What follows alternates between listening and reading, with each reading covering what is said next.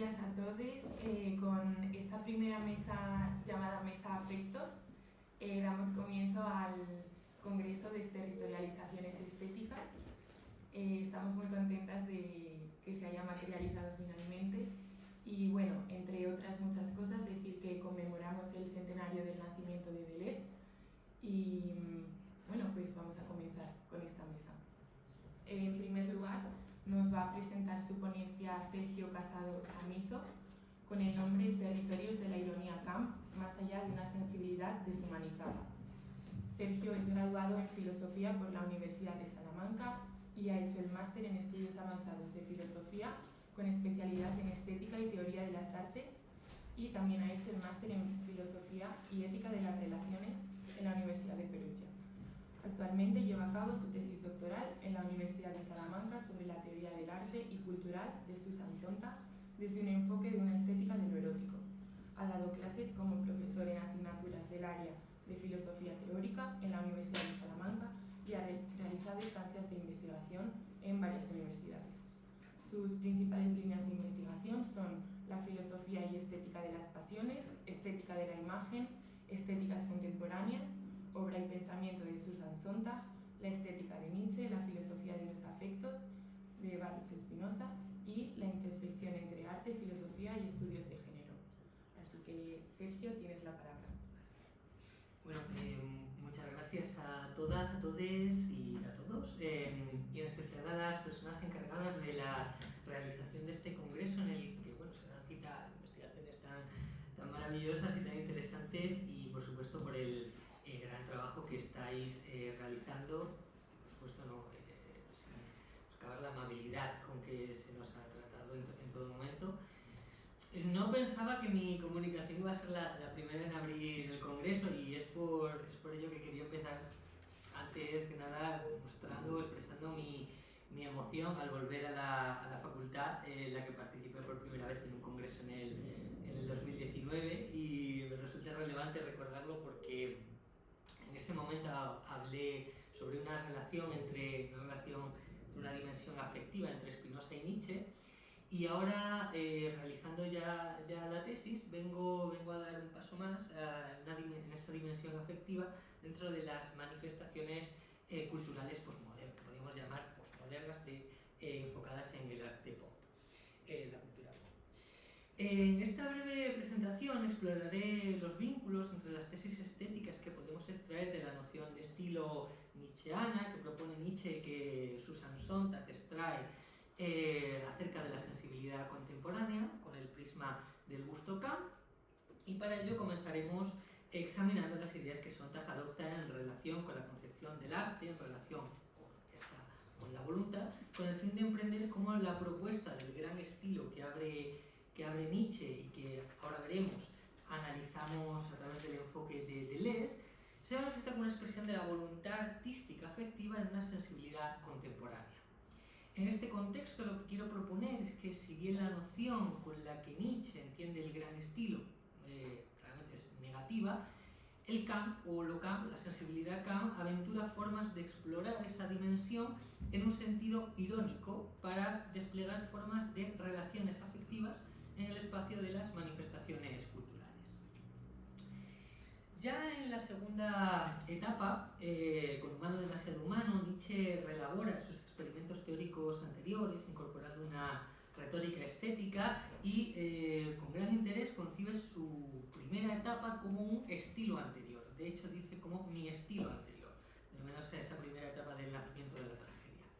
Así establece una transición entre las etapas como un desarrollo de estilo que le permite operar a través de las dimensiones artísticas, como ya sabemos, de Apolo y Dionisos, como manifestaciones de la voluntad de poder que engendra imágenes sin necesidad de recurrir a estadios metafísicos que medien en ese esquema. Es decir, con una forma que puede desembarazarse de posturas metafísicas que amparen esas relaciones, esos aspectos relacionales. De esta forma, la voluntad de arte que venimos a explorar aquí se muestra como un fundamento ontológico de una sensibilidad o estilo derivados de esa voluntad de poder. Desde el estilo, que es donde se concreta, los caminos de la voluntad se abren a las diferentes determinaciones que ella misma puede establecer para crear a partir de unas ambiciones concretas. En este sentido, el estilo de la voluntad se vuelve un gran estilo. En esta situación artística que tomamos de base desde la que opera este aspecto que hemos denominado voluntad de arte, que juega con aspectos de la realidad, con los aspectos creativos de la cultura, nuestro autor realiza una vinculación entre las creaciones que lleva a cabo la voluntad de poder como arte, entendámoslo, y todas las imágenes, sonidos, palabras y formas que constituyen su estilo. De hecho, dice de nuevo el estilo supremo, el gran estilo, expresión de la voluntad del poder misma. De lo que trata este gran estilo, para ir terminando esta precisión, es de condensar todo ese entramado teórico de las fuerzas, de esas fuerzas oníricas que extraíamos de la dimensión apolínea, y la expresión del cuerpo en un gesto constante de creación, interpretación y recepción de las fuerzas artísticas en esa dimensión lúdica. Quiero señalar otra vez estos conceptos de creación, interpretación y recepción en el espacio lúdico. De hecho, Nietzsche dice: mi estilo es una danza, un juego de simetrías de todo tipo que luego supero de un salto, burlándome de ellas. Un juego que llega hasta la elección de las vocales. Desde aquí se relacionan las pulsiones primarias que Sontag analiza, arraigadas en una estructura que podríamos llamar psicobiológica, en el instinto de crear imágenes conforme a un mundo gratamente acorde con los deseos. Básicamente la idea que viene desde la modernidad de adecuar el mundo a la conciencia. Esto permite que la voluntad se autoafecte tanto a un nivel corporal como psicológico a través de esas imágenes, entendiéndolo como metáforas, lo que impulsa el incremento de un poder, de esa alegría spinosiana y su autodeterminación. De lo expuesto por Nietzsche se deduce que la voluntad de arte se presenta como un estilo de la voluntad en un sentido radical. El estilo supone en esa estructura un conjunto de disposiciones de la voluntad para la expresión estilística de un deseo. Es importante destacar que hablar de estilo de esta manera, como lo menciona Susan Sontag en su ensayo sobre el estilo, un texto con notables influencias de Nietzsche, señala que debemos, exige apoyarse, que hablar de estilo exige apoyarse en metáforas. Con esta perspectiva, Sontag adhiere a las ideas apolínea del artificio, donde las formas artísticas se desarrollan en un estilo que pueden considerarse esenciales a una experiencia estética. Este planteamiento dota al estilo de un sentido fenomenológico, en tanto que, como señala el profesor Sontag, la obra de arte, considerada simplemente como obra de arte, es una experiencia, no una afirmación ni la respuesta a una pregunta. El arte no solo se refiere a algo, es algo. La obra de arte es una cosa en el mundo, y no solo un texto o un comentario sobre el mundo. Con esto nuestra autora ya nos está señalando un posicionamiento muy preciso sobre la relación de esos estilos con una dimensión ontológica.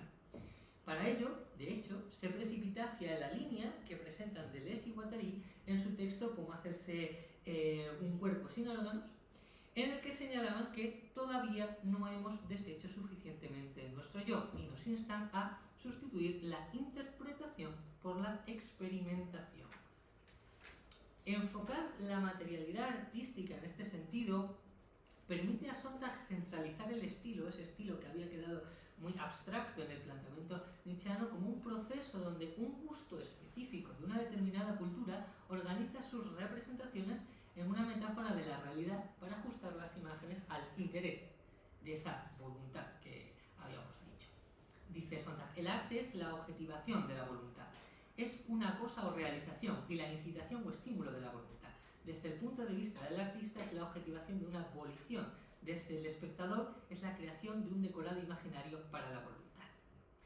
Es decir, el arte se expresa como cuerpo, como realización en el mundo de esa voluntad e intercede con las demás voluntades de una forma afectiva para crear y experimentar esas imágenes, esas metáforas. En este proceso, las determinaciones de la voluntad interactúan con otros cuerpos o con otras fuerzas, como señala Deleuze en su análisis sobre la filosofía de Nietzsche, esos cuerpos en un contexto relacional que expresión de esas determinaciones preconscientes y la confirmación estilizada del mundo según esa satisfacción, según la búsqueda de esa satisfacción. Las normas y conductas que regulan este placer, basada en una estética relacional, necesitan estar finalmente vinculadas de alguna manera con, señala Sontag, una dimensión moral. El arte está conectada con la moralidad, dice Sontag. Esta conexión se establece, entre otras vías, por medio del placer moral que puede aportar el arte. Pero el placer moral propio del arte no es el placer de aprobar actos o desaprobarlos. En el arte, el placer moral, así como el servicio moral que el arte realiza, consiste en la gratificación inteligente de la conciencia. La voluntad de arte y su estilo representan un placer moral en el que las creaciones artísticas no se sujetan a juicios morales, sino que se rigen por normas ético-estéticas autoimpuestas en el juego lúdico que los propios cuerpos o los propios intervinientes en ese juego establecen.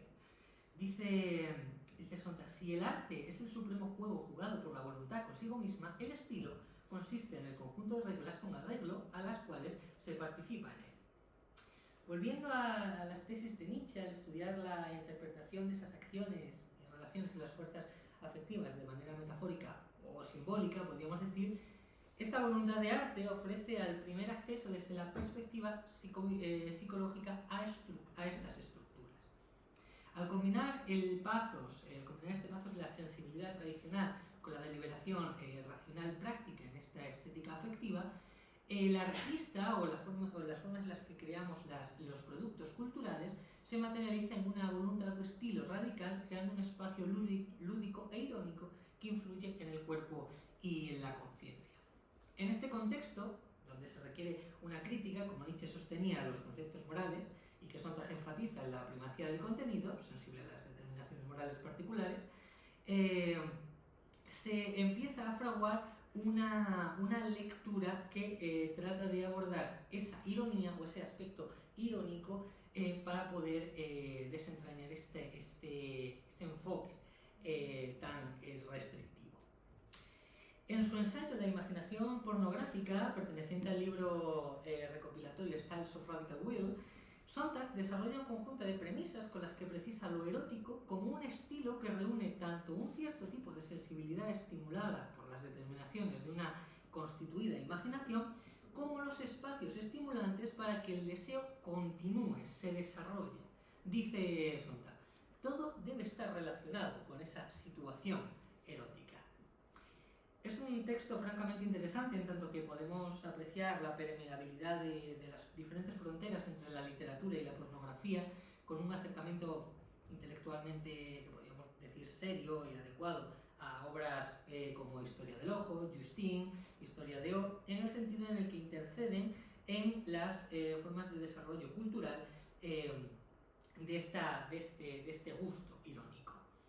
Pero es relevante notar los puntos en los que Sontag indica su posición en este ensayo. Dice, quiero fijar la atención en el género literario para el cual, a falta de un nombre mejor, estoy dispuesta a aceptar en la intimidad del debate intelectual serio y no en los tribunales de justicia el dudoso rótulo de pornografía. Esta nota entre paréntesis podía quedar como una simple, un aspecto más anecdótico, pero si profundizamos vemos que Sontag tuvo que argumentar ante un tribunal de Nueva York las peculiaridades y límites del arte pornográfico y erótico. El 3 de marzo de 1963, el New Bowery Theatre exhibe Flaming Creatures, una película de Jack Smith, que muestra escenas orgiásticas entre hombres, mujeres y drag queens.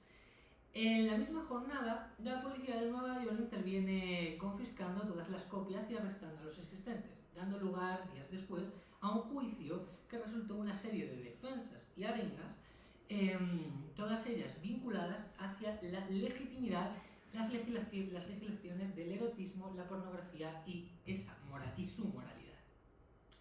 A raíz de este evento, Sontag escribió una reseña de la película de Smith, situándolo fuera de los límites de la estética pornográfica. Dice, Flaming Creatures no es de hecho pornográfica, si definimos la pornografía como la intención y capacidad manifiesta de excitar sexualmente. Dice, la película de Smith parece moverse en otras esferas, no tanto en un carácter ostensivo de las imágenes, sino más bien en un carácter irónico, ingenuo y, en cierto modo, infantil, lúdico. Dice Sontag, la película de Smith tiene el desaliño, la arbitrariedad y la soltura del arte pop. La película de Smith tiene también la alegría del arte pop, su ingenuidad, su estimulante libertad frente al moralismo. Una de las grandes virtudes del movimiento pop es su forma de fustigar el viejo imperativo de tomar una posición reaccionaria ante una determinada cuestión. La película de Smith no es pornográfica, pero lo parece. Este es el sentido erótico del arte al que Sontag apuntaba en contra de la interpretación, cuando señalaba que el verdadero arte tiene el poder de ponernos nerviosos. Más concretamente, Sontag ubica esta cualidad de nerviosismo en los contornos de la imagen, en el gesto de los actores que desafían convenciones de buen gusto o el arte de alta-baja cultura. Resuelve esta situación llevándola al extremo con el uso de esta ironía camp y describe el estilo como un elemento que estetiza un espacio creativo y aglutina diversos contenidos sin imponer una verdad axiológica sobre el mundo. No es cuestión, dice, de acertado o erróneo, verdadero o falso, como de diferentes estilos. Dice, desde esta perspectiva, la formulación que habíamos señalado de Nietzsche sobre el estilo de la voluntad de arte en un sentido dionisíaco, habilita a Sontag a proponer una manera de experimentar el acontecimiento estético desde una nueva sensibilidad. Dice Sontag, la actual es una de esas épocas en que la actitud interpretativa es en gran parte reaccionaria, asfixiante. La efusión de las interpretaciones del arte envenena hoy nuestras sensibilidades, tanto como los gases de los automóviles y de la industria pesada enrarecen la atmósfera urbana. En una cultura cuyo ya clásico dilema es la hipertrofia del intelecto a expensas de la energía y la capacidad sensorial, la interpretación es la venganza que se toma el intelecto sobre el arte. Este cambio de paradigma que arrastra el arte a una axiología esencial que Sontag critica y que no permite ese despliegue afectivo, tiene que venir propiciado por una nueva sensibilidad, dice Sontag, pero el verdadero resultado es un cambio de sensibilidad, más precisamente una nueva relación entre los sentimientos y la mente. Una relación que despliegue el proceso emocional y afectivo, sueño, cuerpo, es el devenir de un nuevo estilo que permite la sensibilidad erótica de la voluntad de arte. Esto es la ironía camp.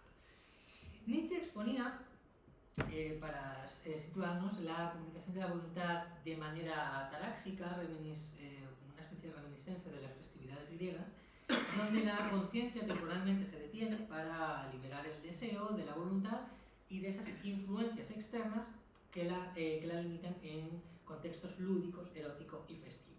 Decía Nietzsche, una fiesta ante una gran empresa, para la cual se siente por fin que vuelve la fuerza, burla general de todo el moralismo actual, preparación para la posición ingenuo-irónica de Zaratustra respecto de todas las cosas sagradas, forma ingenua de la superioridad, el juego con lo sagrado. Así, en esta posición ingenuo-irónica que nos viene de Nietzsche, el artista o la persona que crea productos culturales crea un espacio que podemos definir como un entorno donde los afectos se materializan y, en consonancia con Nietzsche, se manifiesta a través de un gesto despersonalizado. Dice, el estilo que comunica y el estilo que es solo un signo y memoria, el estilo muerto, una mascarada, en otros el estilo viviente, la despersonalización. Con todo esto, Sontag enfatiza que la despersonalización se aclara al enfocar la atención en la noción de distancia.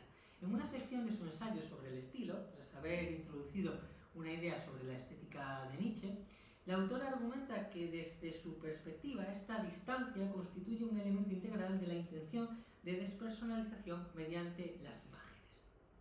Dice, todas las obras de arte están basadas en una cierta distancia de la realidad vivida que representa. Esta distancia es, por definición, inhumana o impersonal hasta cierto punto, porque para presentarse ante nosotros como arte, la obra debe restringir la intervención sentimental y la participación emocional, que son funciones de acercamiento. El estilo de la obra está constituido precisamente por la extensión y la manipulación de esa distancia, por las convenciones de distanciamiento. En último análisis, el estilo es arte, y el arte es ni más ni menos que los distintos modos de representación estilizada, deshumanizada. Sontag busca esclarecer diversos elementos asociados al desarrollo estético contemporáneo, los cuales demandan un proceso de exploración de las formas y una aproximación irónicamente provocativa, con el propósito de aprovechar el potencial erótico del estilo y posicionar la vitalidad en el arte. El obsceno, es decir, la culminación de la experiencia erótica, es la raíz de las energías vitales, dice. El interés central reside en el análisis que Sontag realiza de la sensibilidad asociada al pop art, lo kitsch, y en última instancia el barroquismo de la sensibilidad Kant como eje de ese trasunto irónico, como un conjunto de esos elementos irónicos distanciados del mundo, deshumanizados, que en cierto punto juegan con la imagen de lo apolítico y que se sustentan, a fin de cuentas, en una forma irónica que al final acaba desarrollando formas de desarrollo militante. De modo que, mediante la forma, la inquietud, el exceso de las proporciones, el esteticismo y la puesta en práctica de los designios de esta voluntad abstracta, a través de las construcciones oníricas y la expresión desenfrenada de los cuerpos, Sontag sitúa todo ese componente erótico que nos venía señalando mediante la ironía, el humor, el frenesí, la celebración y el exceso formal, que busca, en última instancia, llevar la atención desde el punto central hacia las periferias y desplazar, es decir, hacia los márgenes, y desplazar la cuestión a través de una ruptura incómoda con la razón regulativa instrumental, empleando ese elemento de excentricidad. Nos dice Sontag, la singularidad de su vocación puede compaginarse o no con un estilo de vida apropiadamente excéntrico. En otras palabras, significa desafiar las representaciones que habían restringido la presencia de los cuerpos en la experiencia estética. El barroquismo Kant y sus excentricidades surgen como una crítica irónica por su versatilidad y capacidad de permitir diferentes enfoques recreativos y vivenciales en el ámbito estético. Las excentricidades del arte estilizado proporcionan una nueva satisfacción válida y valiosa que Sontag ya está en condiciones de precisar desde este análisis de las manifestaciones del estilo deshumanizado. Dice, en otro ensayo, refiriéndome a Augusto Kant, he descrito estas satisfacciones. Desde esta perspectiva, la propuesta se concreta en un enfoque estetizante. Lo Kant, según Sontag, abarca esta captura y representación de lo discutido previamente por la voluntad artística y su expresión estilística desenfrenada, típicamente encarnada en este barroquismo Kant. Más precisamente, Sontag identifica esa cualidad de inquietud en los límites de la imagen, como había indicado previamente al referirse al gesto de los actores de la película de Smith, que desafían las convenciones del buen gusto. Esto conlleva una sensibilidad irónica que promueve la exploración de formas disruptivas, y en este sentido concluye Sontag, la textura de Flaming Creatures está compuesto por una rica superposición de gusto Kant. Eve Kosofsky-Sidgwick, ampliamente considerada como una de las fundadoras de los estudios queer, publicó su influyente obra Epistemología del armario siguiendo esta estela y señalando las relaciones entre este trasunto nietzscheano con el concepto de lo Kant. En este punto se sitúa en ese vínculo comunitario que hable la tragedia, esa tragedia dionisíaca que habíamos planteado, y se pregunta por las posibilidades de engendrar espacios de cuestionamiento desde las tendencias de la cultura pop, especialmente desde lo kitsch y lo Kant, y señala que este último es el que despliega un reconocimiento compartido, es decir, un espacio comunitario afectivo. Dice Sidgwick, a diferencia de la atribución de lo kitsch, el reconocimiento Kant no pregunta qué clase de criatura degradada podría ser el público adecuado para este espectáculo. Dice, en cambio, ¿qué pasaría si el público adecuado para esto fuera exactamente yo? Lo que trata de señalar esta cita es que lo Kant permite un camino de creación comunitario en que el sujeto concreto que experimenta las relaciones se vea tocado e interpelado por las formas de relaciones en sociedad. Lo Kant, dice Sidgwick, ofrece un modo reparador de interactuar con objetos e historias culturales. A este respecto, Sontag aborda en Notas sobre el Kant una caracterización que emparenta este estilo con la noción de sensibilidad caracterizada en una determinada sociedad. Nada más empezar, nos aporta las notas clave que permiten centrar la disposición de Ockham en este escenario entre lo apolíneo y lo dionisíaco, tomando ese trasunto nietzscheano. Nos dice: la esencia de Ockham es el amor a lo no natural, el artificio y la exageración.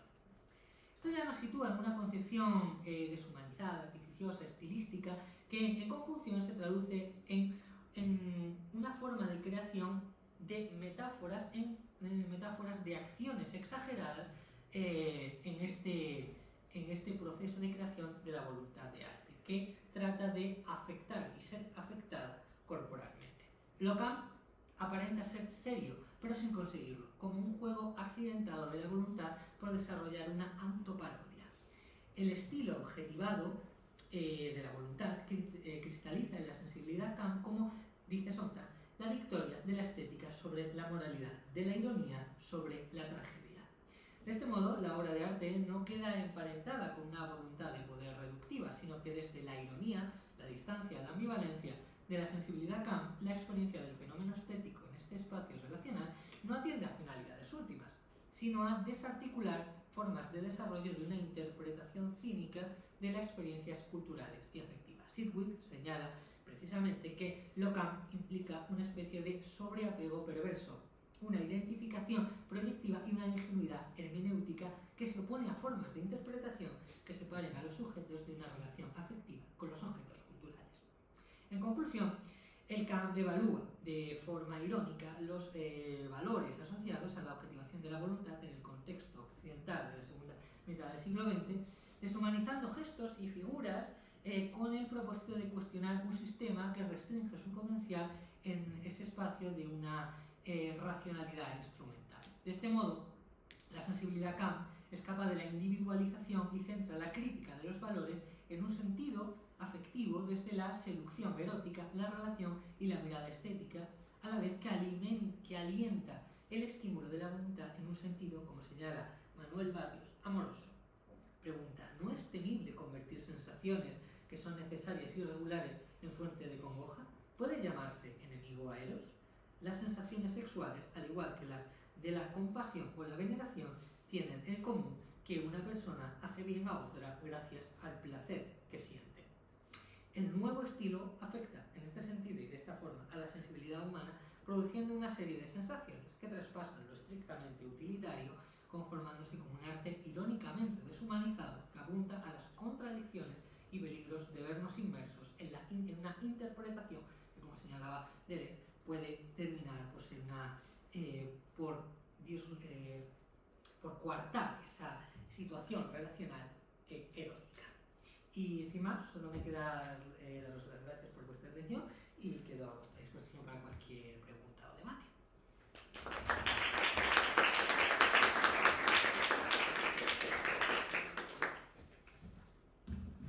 Muchas gracias, Sergio. Ha sido muy bonito escucharte y muy interesante.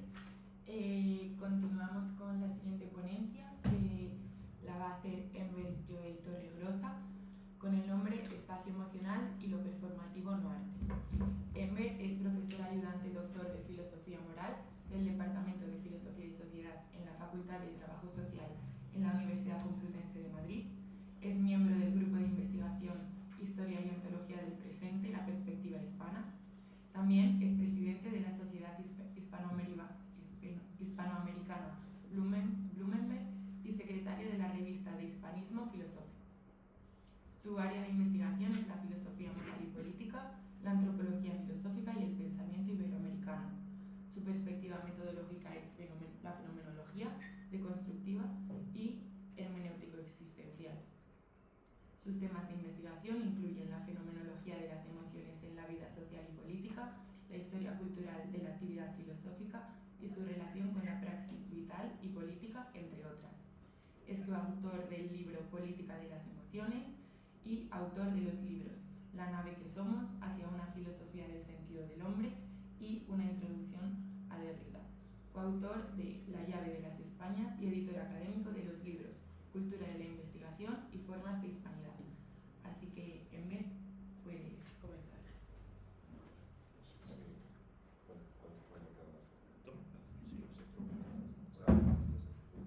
Gracias. Muchas gracias por la presentación y muchas gracias por organizar este magnífico congreso.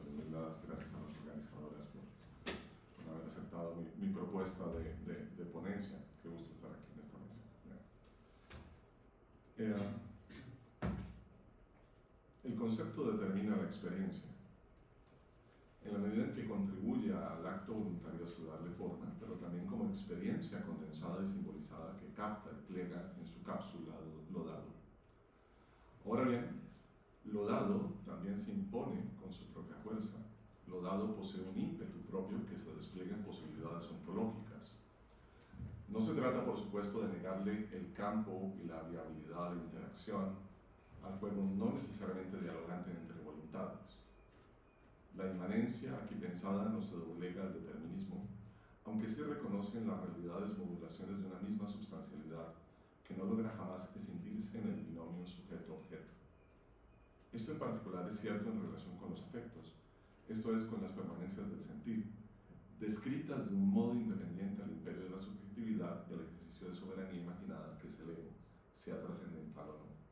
Se trata, por tanto, de volver a pensar el yo siento y no solo el yo pienso, y de intentar pensar la experiencia afectiva fuera del molde del acto de cognición subjetivamente fundado en la ontología dualista. En este sentido, la experiencia afectiva compartida puede ser entendida más allá de la idea del encuentro de sentimientos.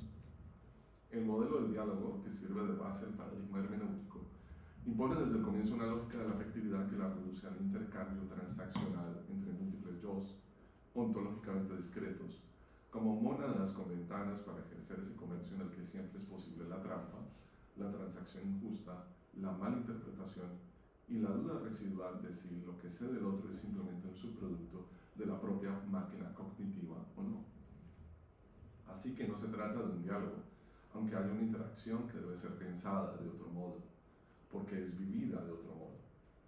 La lógica del encuentro, que parece operar mejor, es decir, con un mayor rendimiento explicativo, de todas formas parece presuponer un posicionamiento distante entre el yo y el tú que se encuentran, con lo que desconoce aquello que en el encuentro es preambular, el estar con otro fundamental, la coexistencia anímicamente templada que le sostiene.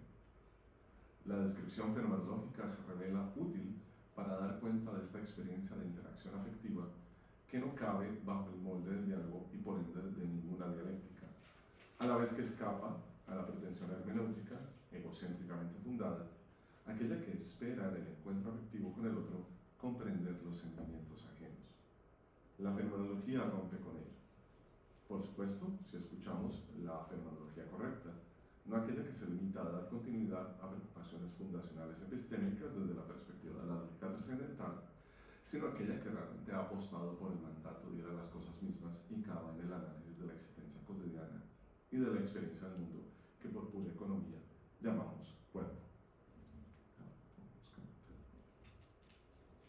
Tratándose de emociones, el concepto de afecto potencia este tránsito al declarar la independencia ontológica de la obra de arte como bloque de perceptos y afectos, aquí es Deleuze Guattari, deconstruyendo en este sentido una noción moderna del pathos excesivamente inclinada hacia la estética pasiva del ego y poniendo de relieve el pathos en su sentido más clásico, como realidad constituyente en su modo de darse en la experiencia. La evidencia de la afectividad es aquí la piedra de toque, el modo de donación fenomenológicamente descrito. En un pasaje ya célebre, Deleuze y Guattari afirmaban que los perceptos ya no son percepciones, son independientes de un estado de quienes experimentan. Los afectos ya no son sentimientos o afecciones, desbordan la fuerza de aquellos que pasan por ellos. Las sensaciones, perceptos y afectos son seres que valen por sí mismos y exceden cualquier vivencia. Están en ausencia del hombre, cabe decir, porque el hombre, tal como ha sido cogido por la piedra sobre el lienzo a lo largo de las palabras, es el mismo un compuesto de perceptos o afectos. La obra de arte es un ser de sensación y nada más existe en sí. Hasta aquí Deleuze Guattari. El afecto, sin embargo, no puede ser solo aquello que puede ser capturado por la materialidad del quehacer plástico. La obra de arte, el ergon, la creación, puede falsamente, de manera superficial, ser restringida aquí a la acción plástica que se materializa en un ser cósmico. Incluso la conceptualización de la música puede estar restringida aquí por las expectativas de su legibilidad. Es una alusión a Hans Blumenbach.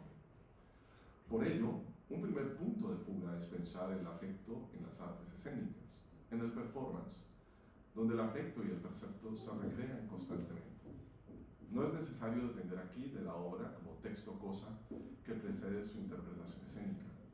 En escena hay cuerpos y cosas, todo el mundo lo sabe, pero también se sabe que el performance no se reduce a ello, sino que vive de la acción es acción, juego, danza, movimiento. El afecto hace presencia en el performance y perdura lo que tarda la obra. El afecto es posible porque la obra tarda, porque hay un morar y un demorarse en la escena. El afecto se recoge porque la obra se vuelve en la actuación, se persiste.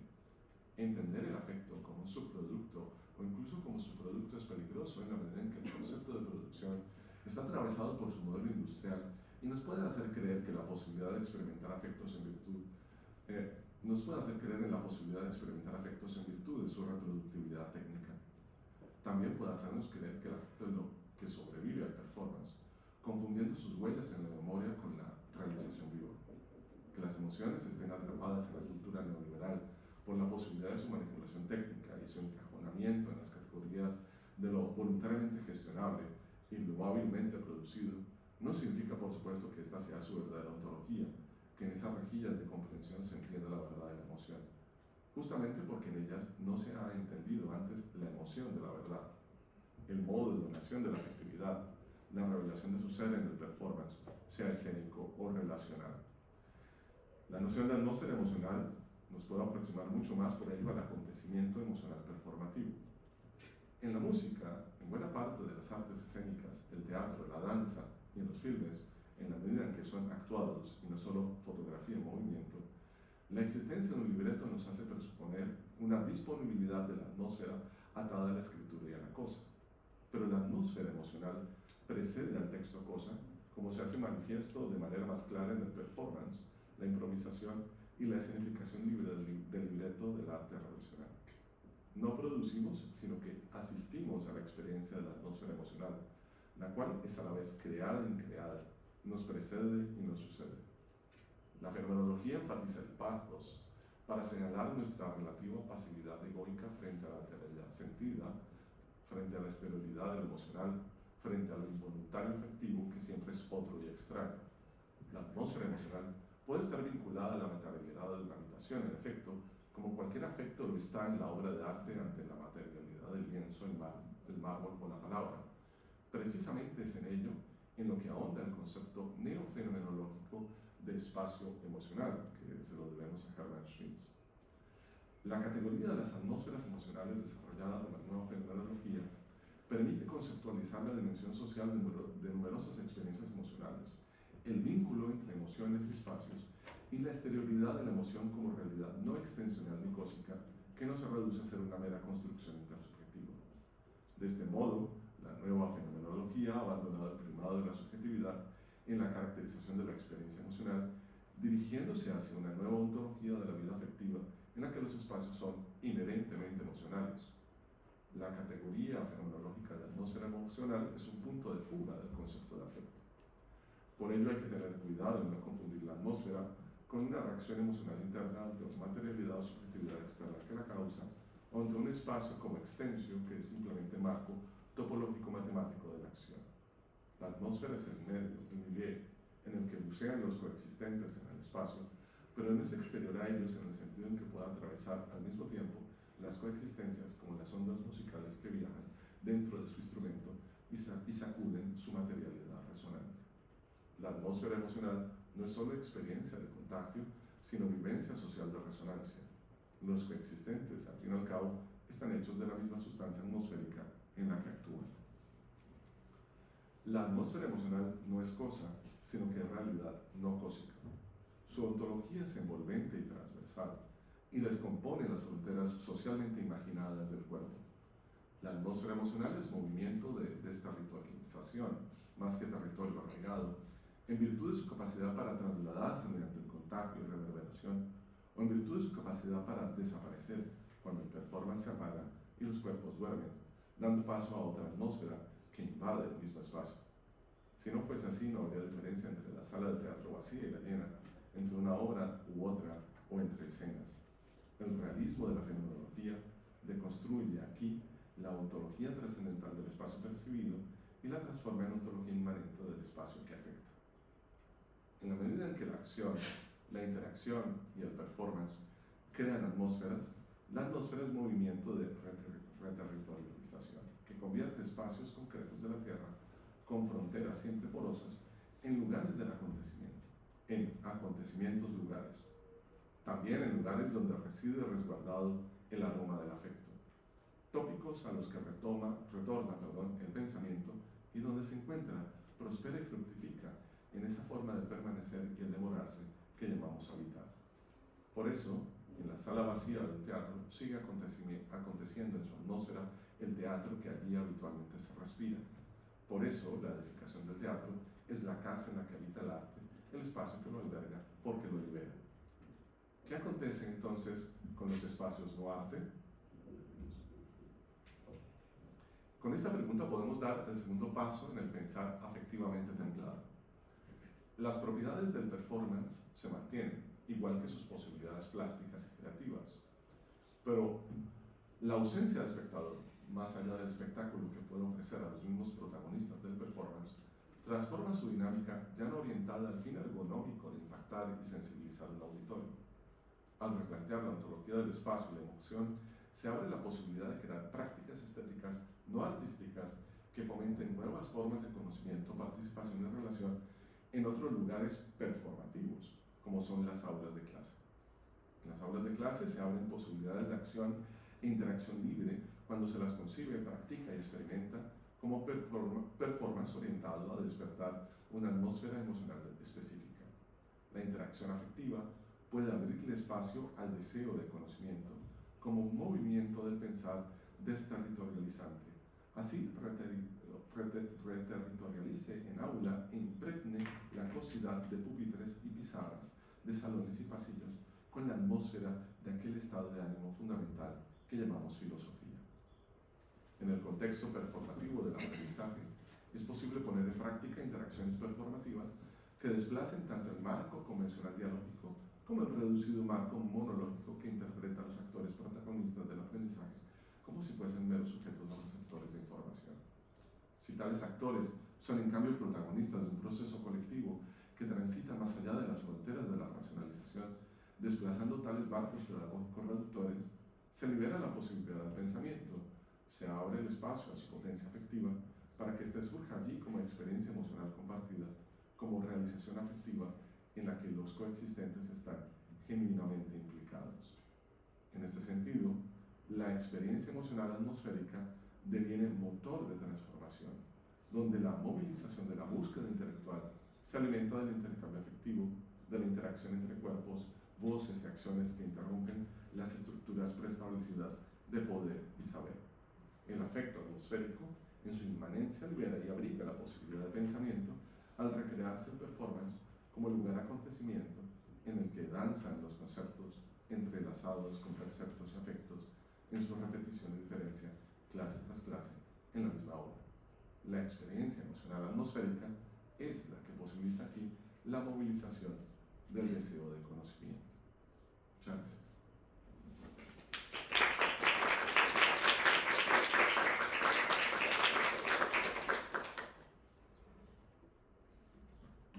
Muchas gracias, Enver. Continuamos con la ponencia de Youssef Taki, con el nombre Resistencias contrahegemónicas en las artes visuales, estética menor de minorías que ocupan lugar. Youssef Taki es artista e investigador graduado en Bellas Artes por la Universidad de Castilla-La Mancha, con una maestría en investigación en prácticas artísticas y visuales. Actualmente realiza estudios de doctorado en arte y humanidades. Su práctica artística está estrechamente vinculada a su actividad investigadora, aborda distintos enfoques temáticos con el fin de ampliar la comprensión de los procesos migratorios, los sucesos coloniales y poscoloniales, con un estudio sobre el impacto de estas estructuras en el presente y cómo rodean nuestras de distinta forma. Su trabajo examina cómo estas estructuras históricas configuran la vida cotidiana, incidiendo en la memoria, la representación y la autorrepresentación de cuerpos culturalmente marcados por las fronteras. Su investigación combina la práctica artística con el análisis crítico del contexto social, empleando herramientas de los estudios coloniales y su propia experiencia como migrante en España. Sus piezas abordan temas como la representación y la autorrepresentación, la interculturalidad, la territorialidad, la colonialidad, la lucha por la representación cultural, la extranjería y la pertenencia. Taki ha participado en exposiciones y encuentros nacionales e internacionales en espacios como la Bienal de Dakar, el Museo Reina Sofía, la Bienal de Larnaca, entre otras. En ellos ha investigado la memoria, la imagen, los imaginarios, el archivo y la resistencia cultural. Cuando quieras, José.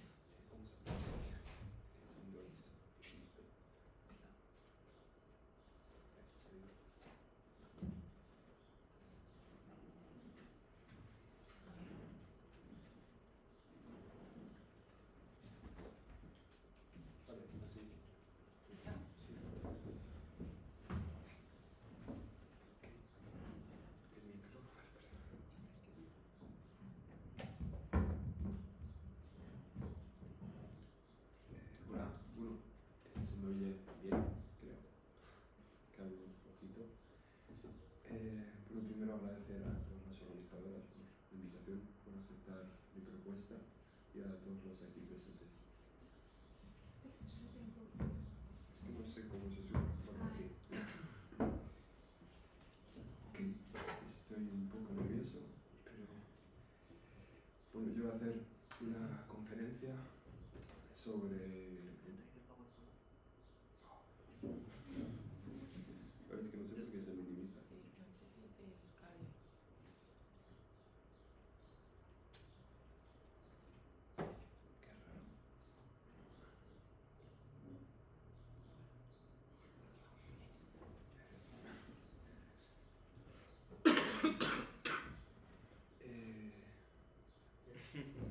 Bueno, no quiere que presente hoy.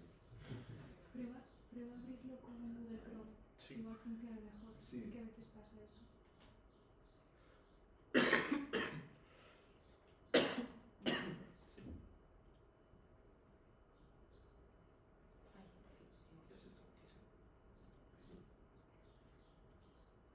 Dale hacia 11. Perfecto. Muchas gracias. Espero que no se vaya ahora. Bueno, me han encantado las ponencias de antes. No creo que vaya a hablar tan bien. Soy artista, creo. Soy filósofo. En verdad no sé qué soy, pero... vale.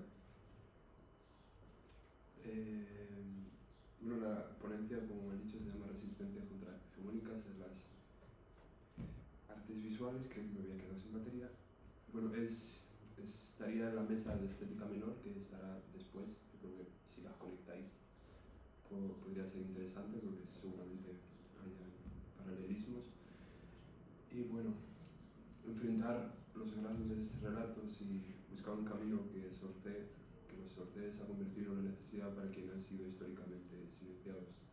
Las nuevas generaciones migrantes y racializadas que han crecido en territorio español han encontrado en las artes un medio de denunciación y de resistencia, una vía para desafiar los discursos hegemónicos y cuestionar la epistemología occidental, poniendo en entredicho la centralidad de un conocimiento único. Esta investigación conecta la percepción de la literatura menor, o en este caso estética menor, con la creación de las artes visuales generadas en las disidencias, trazando un camino con el hacer artístico desde lugares desvinculados de la linealidad y la centralidad histórica. Entendiendo esta estética o literatura menor en términos de Deleuze y Guattari, no como algo menor en sí, sino la que actúa como una minoría dentro de una estética en un lugar mayor. Esta investigación traza conexiones entre las prácticas de artistas visuales de diferentes artistas con diferentes contextos y orígenes que contrarrestan y cuestionan estos discursos.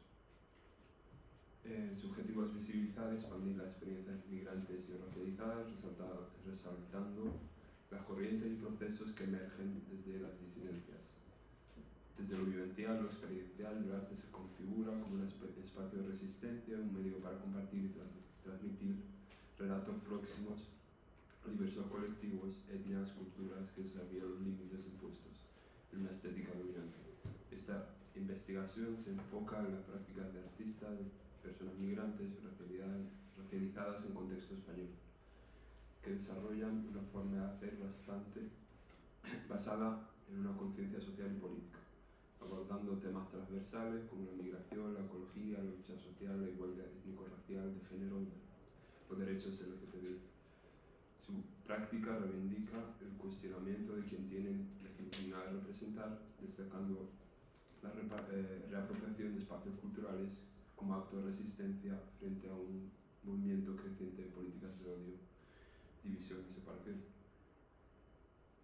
Ok, primero voy a establecer como características de lo que he entendido yo como literatura menor, en este caso estética menor, según el libro de una estética menor que escribieron Guattari y Deleuze sobre la escritura de Kafka.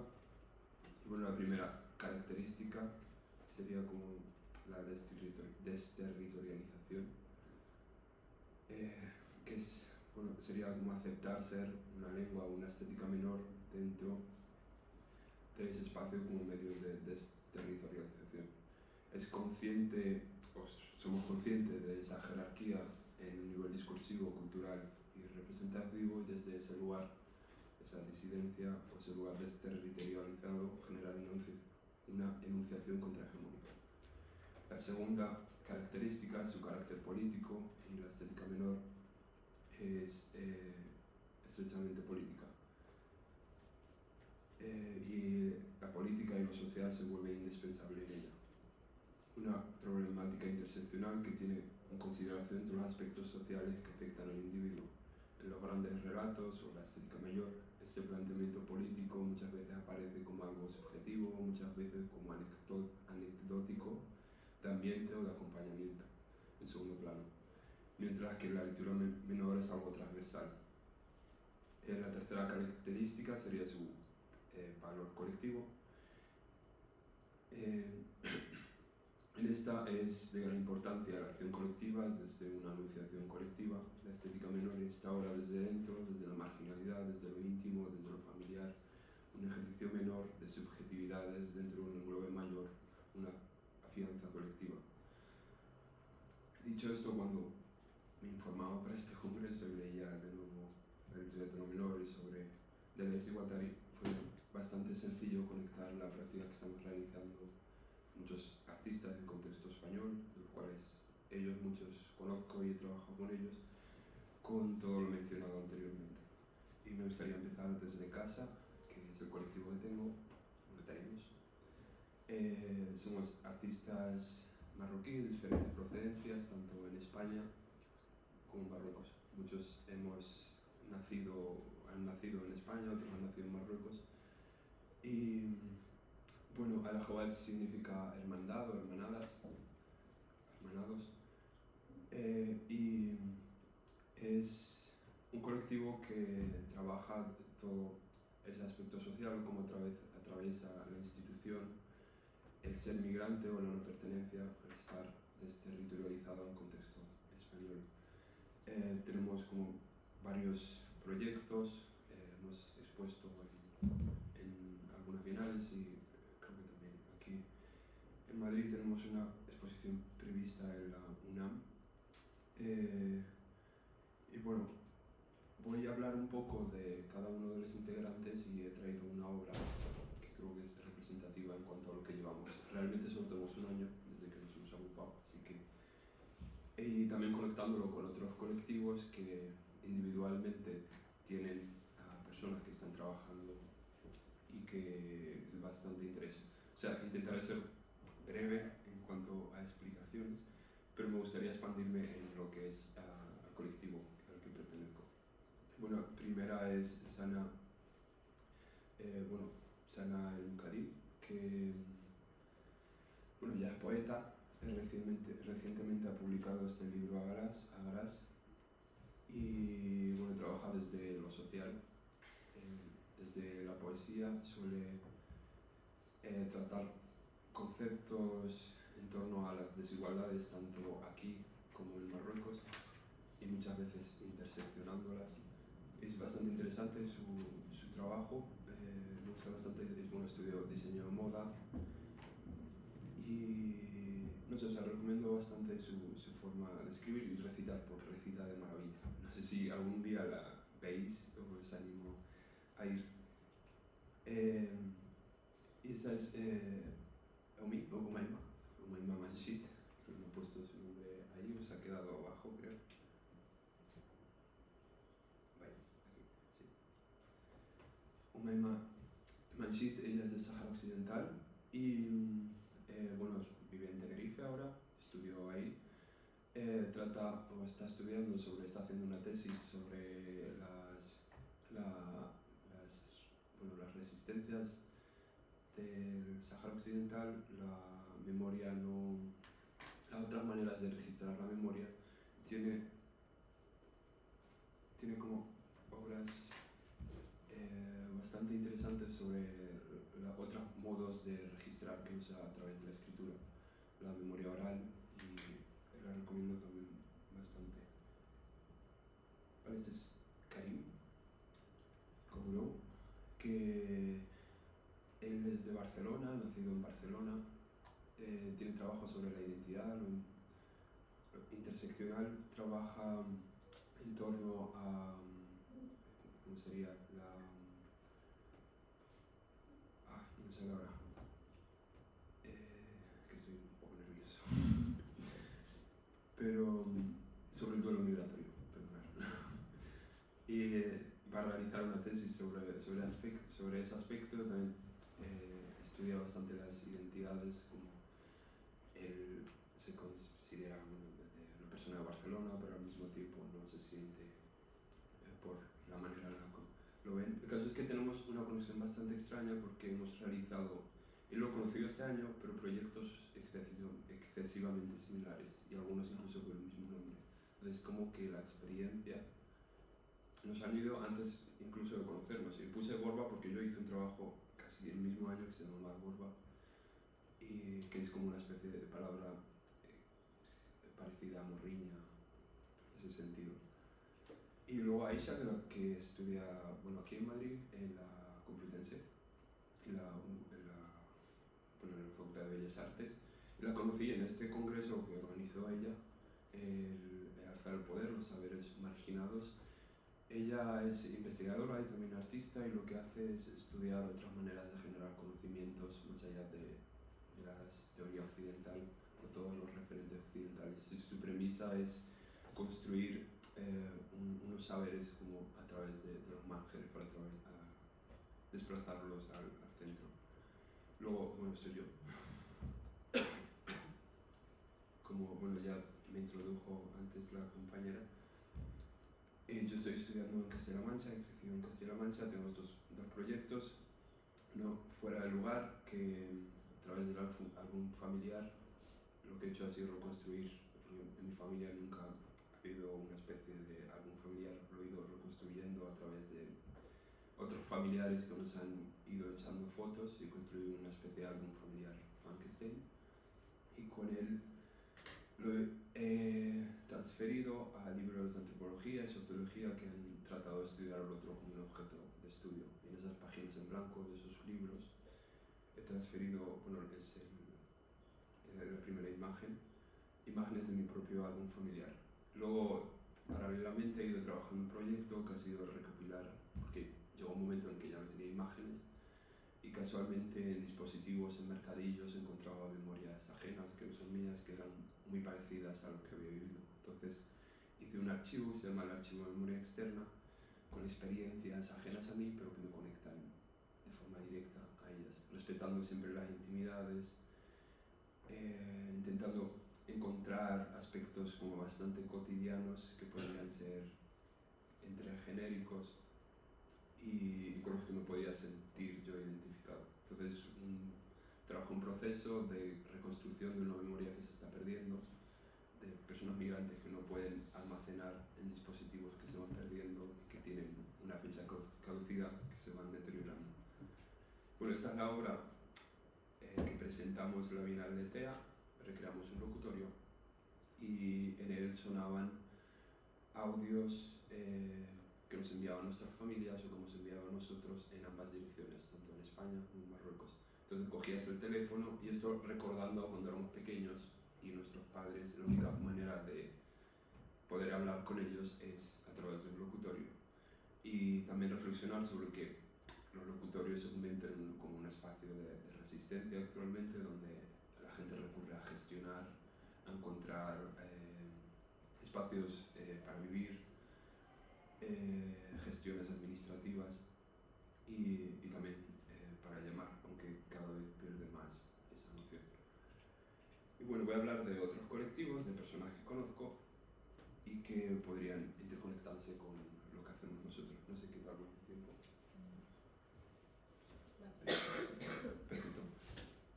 Bueno, Mango Yocra trabaja a través de la comida, intentando generar como comunidades o relaciones a través de servir comida o hacerla. Agnes de Sonti es ahora una artista bastante conocida, tengo el placer de conocerla. Y bueno, Lisette coincidí con ella en la Bienal de Dakar, Rosny en una residencia. Rosny no habla español, como me costó más relacionarme con ella. Y sobre el trabajo de ellas, o sea, son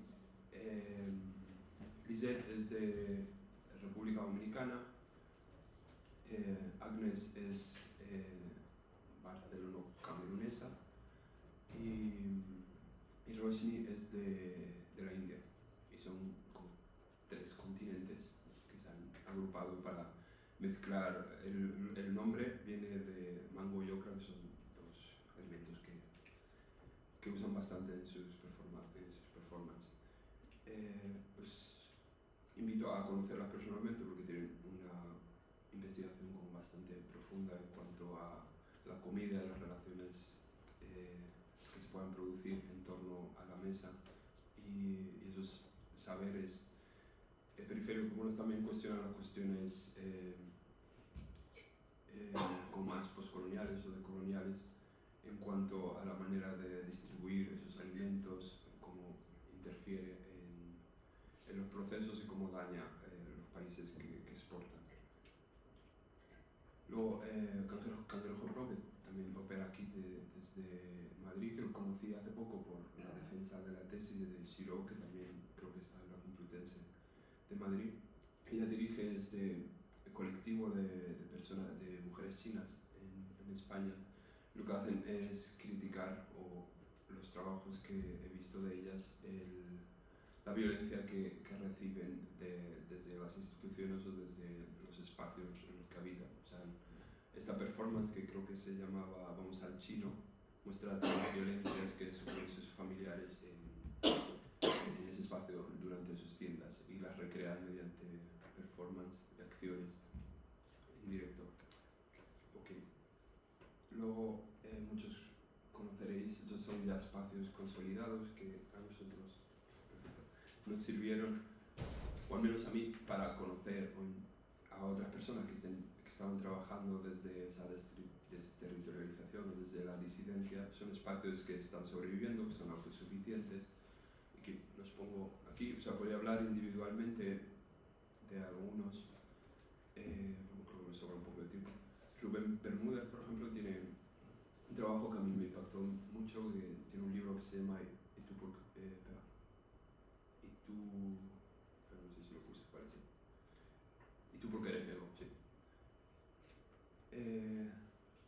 A raíz de él yo hice mi primer libro que se llama Fuera del lugar. Me gustó la manera que tenía de relacionar acontecimientos históricos desde lo íntimo, desde lo personal, usando imágenes de su propia adolescencia o de infancia.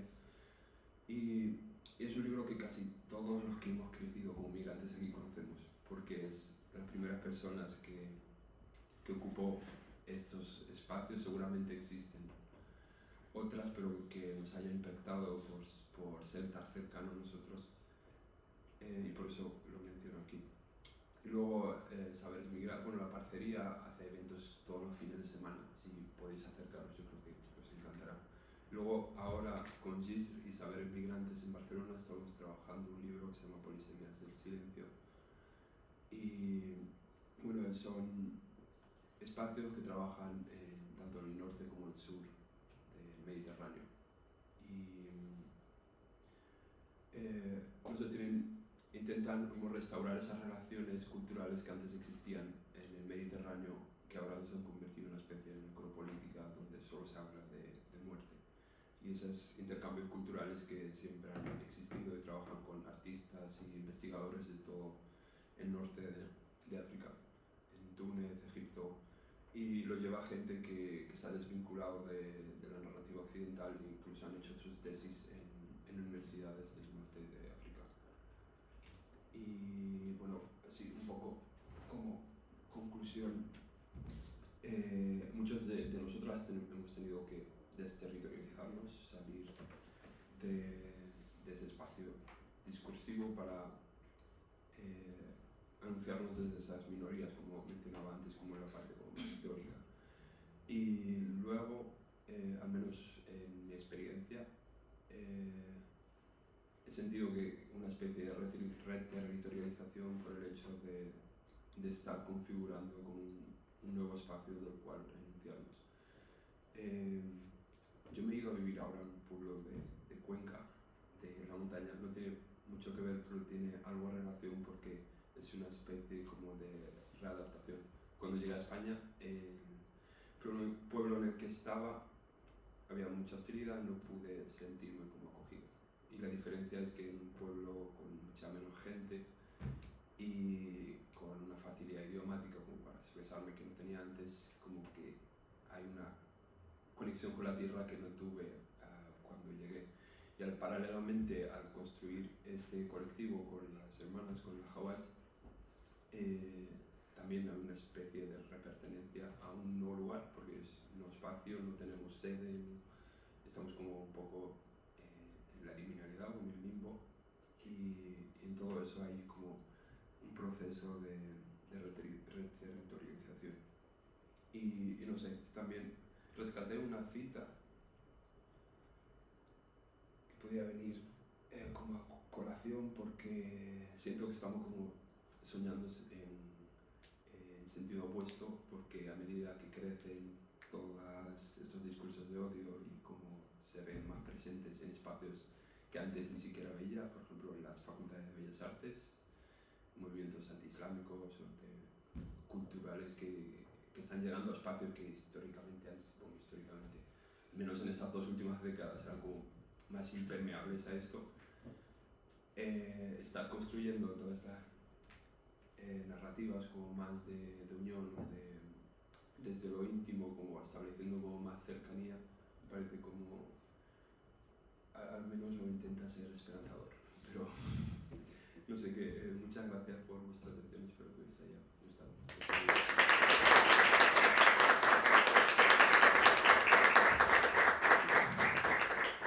Muchas gracias, Josep.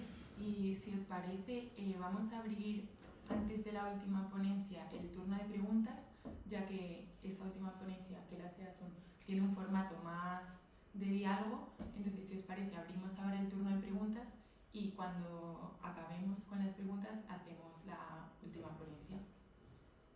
Así que si queréis preguntar alguna cuestión.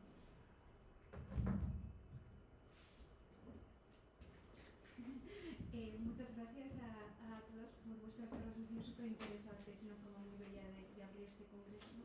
Yo quería preguntarte a ti, Sergio, algo que has dicho, ¿no? Un poco en relación con la charla de Enver sobre la distancia.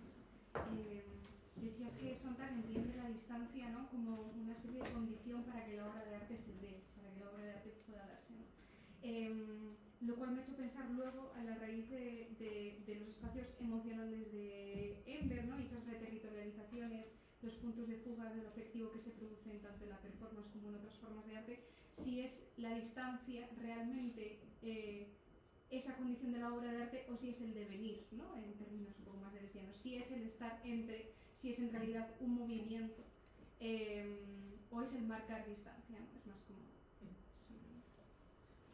Pues muchísimas gracias por la pregunta. De hecho, te voy a ser sincero, yo también le he estado dando vueltas cuando has sacado este tema de esa distancia. Se me ha venido a la cabeza, o sea, me he puesto a pensar un poco en esa situación de esta distancia que señala Sontag.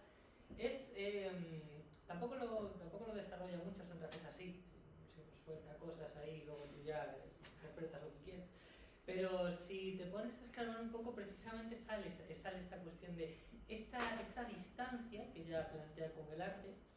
Yo la situaría pues como la vincula a los aspectos relacionales, entre hay que tener en cuenta que todo esto Sontag lo viene pensando con respecto a ¿cómo decirlo? Para poder pensar en esa idea con la que abre su texto, su libro de contra la interpretación, que dice que más que una hermenéutica necesitamos una erótica del arte.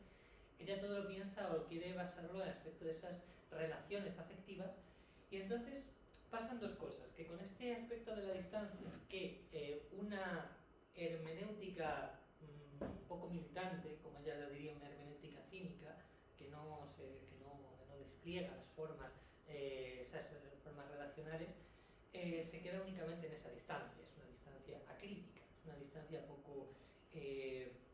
una distancia muy simple.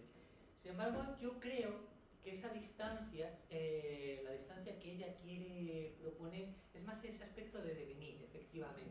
Se deviene en esa distancia para vincular una situación crítica, tanto con la obra de arte como con nuestra propia situación ante ese espacio, esa fenomenología que podíamos extraer de la experiencia o del despliegue de los sentidos de la obra de arte, para poder desarrollar tanto esa dimensión crítica como la dimensión erótica que ella quiere desarrollar. Así que yo me quedaría más con ese aspecto de que sería más un devenir, con la forma en la que deviene.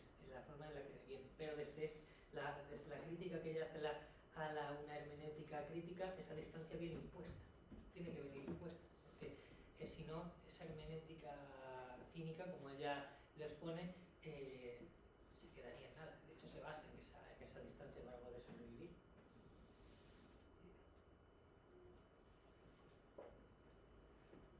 ¿Más preguntas?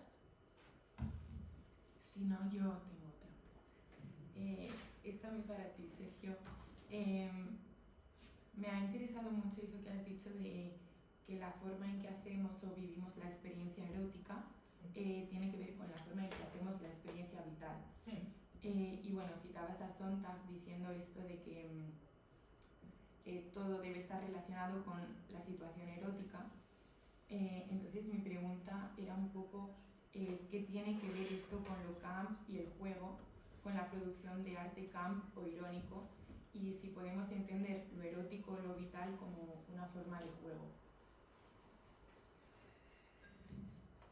Bien, pues, muchas gracias por la pregunta, es muy interesante, la verdad. Creo que responderla sería bastante extenso, así que me voy a intentar centrarla lo más posible. Sí, yo primero situar un poco esta concepción erótica, porque como he dicho antes, Sontag lanza ideas y no las desarrolla. Primero, yo creo que hay que situar primero esa cuestión del erotismo, desde, como he señalado antes, con la referencia a Deleuze y Guattari, esa situación de la experimentación. Ella, yo creo no, después lo va desarrollando un poco más y va saliendo esto, ella aborda la cuestión de lo erótico como una dimensión de la afectividad, como una dimensión relacional con todos los sentidos, entendiendo, y esto es lo importante, entendiendo esa relación claramente afectivamente desde el sentido del cuerpo, y ella entiende que la relación con la obra de arte, con las relaciones estéticas, productos culturales, tiene que ser corporal. En un sentido de no quiere decir, esto siempre hay que precisarlo, no quiere decir que tengas que tener una relación corporal con la obra de arte, sino entender tanto el producto cultural como un cuerpo. Por eso ella luego habla de las formas en las que la piel de la obra de arte va desenvolviéndose culturalmente, y en ese sentido relacional es donde ella apunta a la dimensión irónica. Es donde ella sitúa la situación irónica, por lo que veníamos hablando antes de esa hermenéutica cínica, esa hermenéutica acrítica. Lacan aborda irónicamente esa situación. Ella, cuando empieza notas sobre Lacan, dice: a mí Lacan me atrae y me repele a la vez. Es una cosa ambivalente, ambigua. Y dice, pero aquí tiene que haber algo. Y de hecho te dice, hablar sobre Lacan es traicionarlo directamente. Y en este sentido ya empieza a desarrollar una línea desde esa ambigüedad en la que luego te va introduciendo en el carácter de lo irónico como una vinculación por la cual se pueden desarticular esas hermenéuticas cínicas y te permite además situar una posición política, que es lo que yo creo que ella le interesa más. Porque te dice, Lacan se muestra como apolítico, como una forma de ser exageradamente, una forma de ser exagerada que termina siendo apolítica. Y eso, al principio uno se queda ahí pensando y dice, esto es un poco extraño, porque me estás aquí diciendo todo esto, pero a la vez me estás diciendo que es apolítico. Y precisamente ahí es cuando te lo resuelve señalando la concepción de la ironía. Es irónicamente apolítico, para situar el aspecto de la distancia como un espacio en el que se puede desarrollar la crítica. Y todo esto, volviendo a la cuestión de lo lúdico, entra dentro de esa relación entre cuerpos, esa relación erótica entre el cuerpo, la piel de la obra de arte y el sujeto, la persona que está dentro de ese espacio del despliegue de ese espacio relacional estético que es propiamente lúdico, es simplemente una relación de juego, es una especie de relación que se da entre la conciencia y el cuerpo, de una forma lúdica. Así un poco de forma sintética, porque es muy extenso, pero es muy interesante esa cuestión, ciertamente. Muchas gracias. ¿Alguna pregunta más? Yo quería ir dirigida primero dar gracias a todas las ponencias, pero centrarme un poco la pregunta en la ponencia de Josep, de preguntarte por cómo lo vives tú, ¿no? O cómo lo explicarías tú.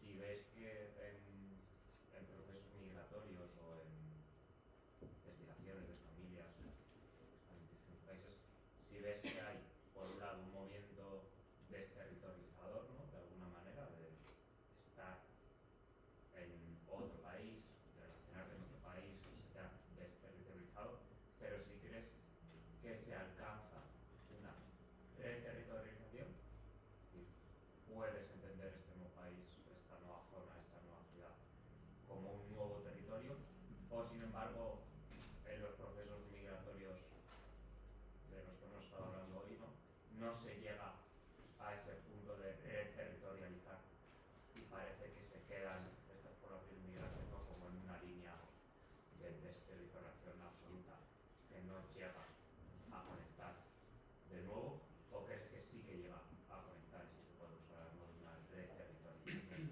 ya sea positiva o negativa, sería a gusto de cada uno. Gracias por la pregunta. Espera, primero, y un poco se me había visto. Pues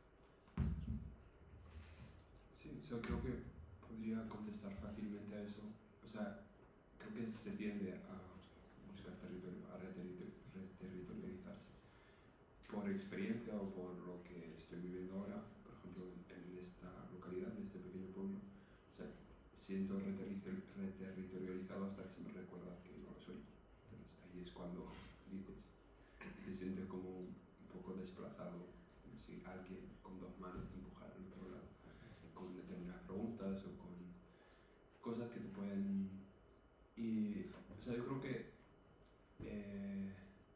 se malentiende la integración porque cualquier persona quiere sentir como espacio suyo o tierra que pertenece a donde esté habitando en ese tiempo, y que los hijos que vaya a tener o la ascendencia que vaya a tener ahí sienta lo mismo.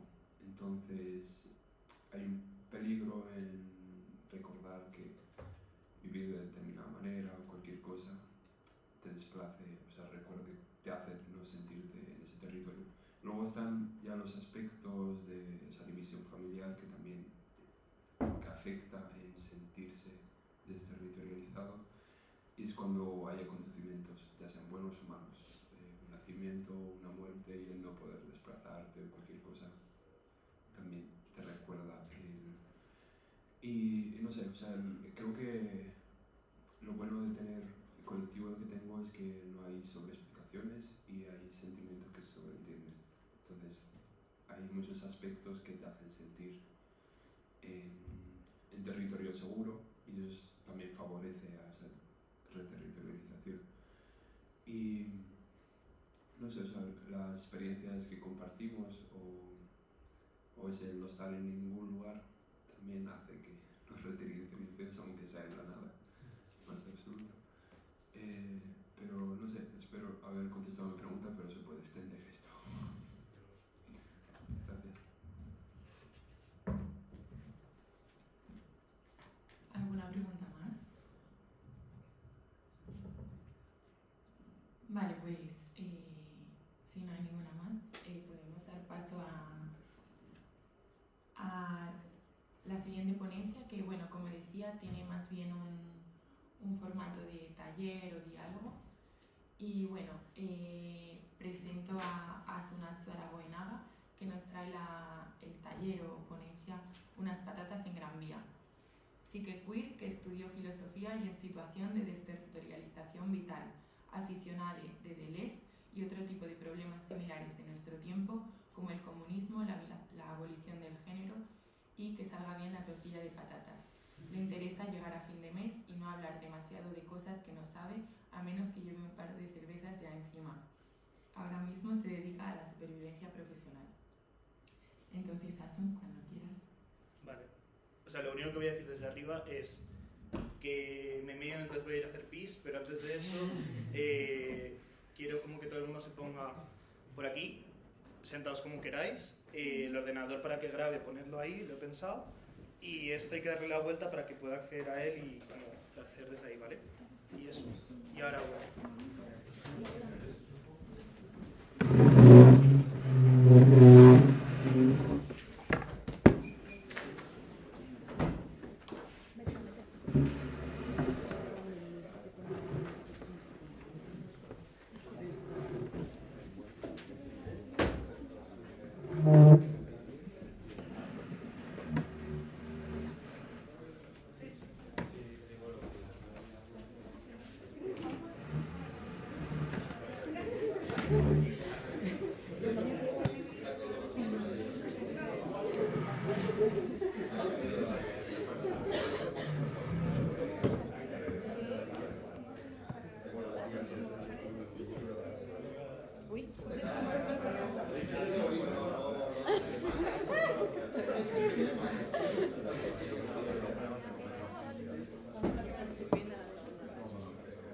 ¿Ha dicho que no se entera? Creo que no. Ah, no, vale.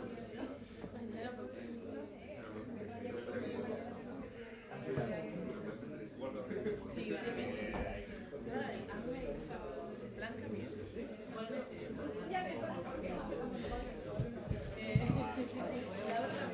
¿Qué tal? Sí, sí, bueno.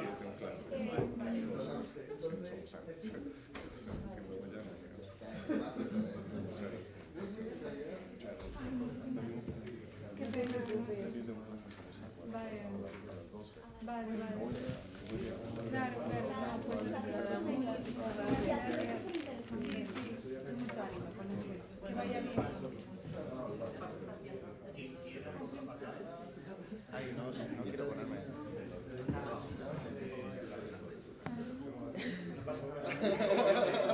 Ya, es verdad, es un montón que no lo veíamos. Perdona, no me gusta. A ver, ¿pueden coger patatas? La ausencia y la presencia. Una bolsa de patatas, luego ya os lo pediré. Y no tapo nada, ¿no? con las patatas. Pero un poquito, sí, sí, sí, te pasa nada. Pero ahora no sé cuándo voy a hacer. Ya he llorado, ya he llorado. Si hay aquí una patata, mira que te fumo por aquí. Diría que me puedes sentar aquí. Qué pena. Bueno, pero puedes. Bueno.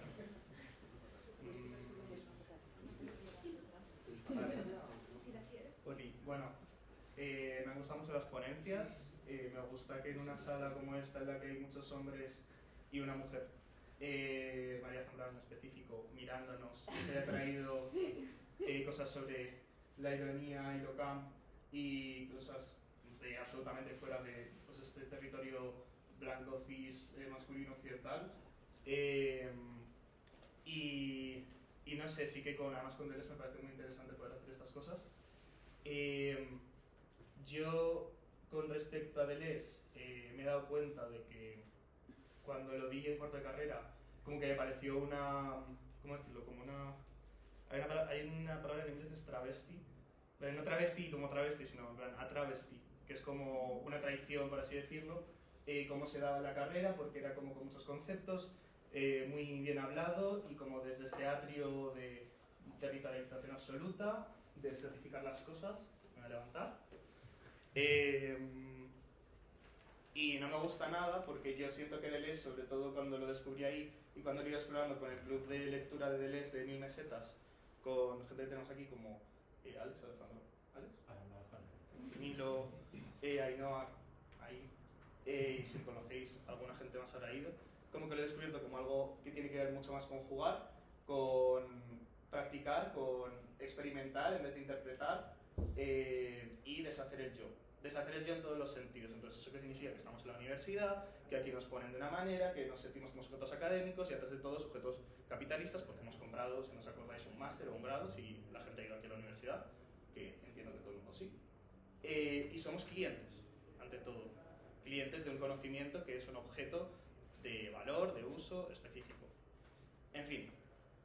Entonces, bueno, como me doy cuenta de eso, odio un poco el monólogo de la universidad, odio un poco hablar desde aquí, aunque me haya puesto de pie. Esto es por facilidad de uso, no por otra cosa. Y bueno, odio estas clases, o bueno, me parecen muy mal, entre otras cosas, aunque sean necesarias en otro sentido. No sé, y entonces me gustaría, para mi ponencia, quería traer la patata, porque cuando habéis visto una patata en la universidad, más allá de las patatas fritas de allí, de la cafetería, yo en una clase no he visto una patata. Y lo que quiero es como que os vayáis pasando las patatas porque vamos a tocar patatas, vamos a sentir patatas. Eso es patata, por cierto, es fécula de patata. Y además es patata también lo que está fuera, ¿no?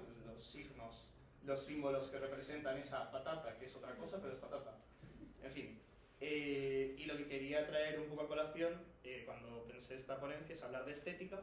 Quería hablar de estética capitalista, de cómo la estética capitalista tiene una estética visual concreta, de cómo tiene una forma de conceptualizar los objetos para que tengan un valor específico y sobre todo que se centra alrededor del valor. Pero entre medias, a medida que empollaba un poco, me he dado cuenta de que lo que quiero hablar es de afectos, porque Deleuze lo puntualiza muy bien y es más bien que la estética, que es decir, la manera en la que se configura nuestra sensibilidad, más bien es una epistemología de los afectos, es decir, bueno, le he copiado a Milo, ahí. Es una epistemología de los afectos, es decir, la manera en la que podemos traer a consciencia o en la que se configura nuestra capacidad de entender, bueno, nuestra capacidad de sentirnos afectados por las cosas, ¿no? Entonces, la estética capitalista es una epistemología específica de los afectos. Y voy a entrar ya más a cosas específicas.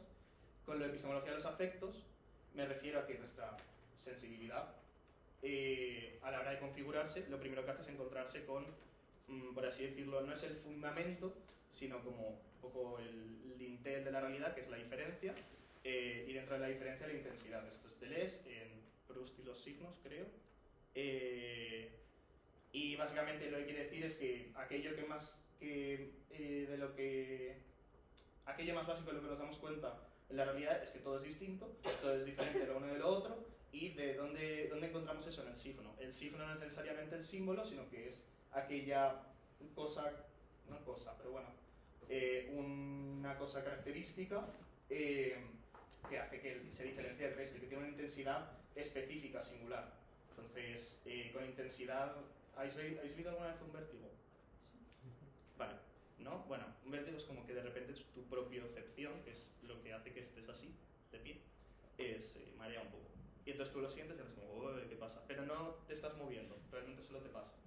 Pues eso es como la intensidad, es solo como que como algo que no es necesariamente un movimiento, no es necesariamente una velocidad, sino que es una sensación muy específica y muy única.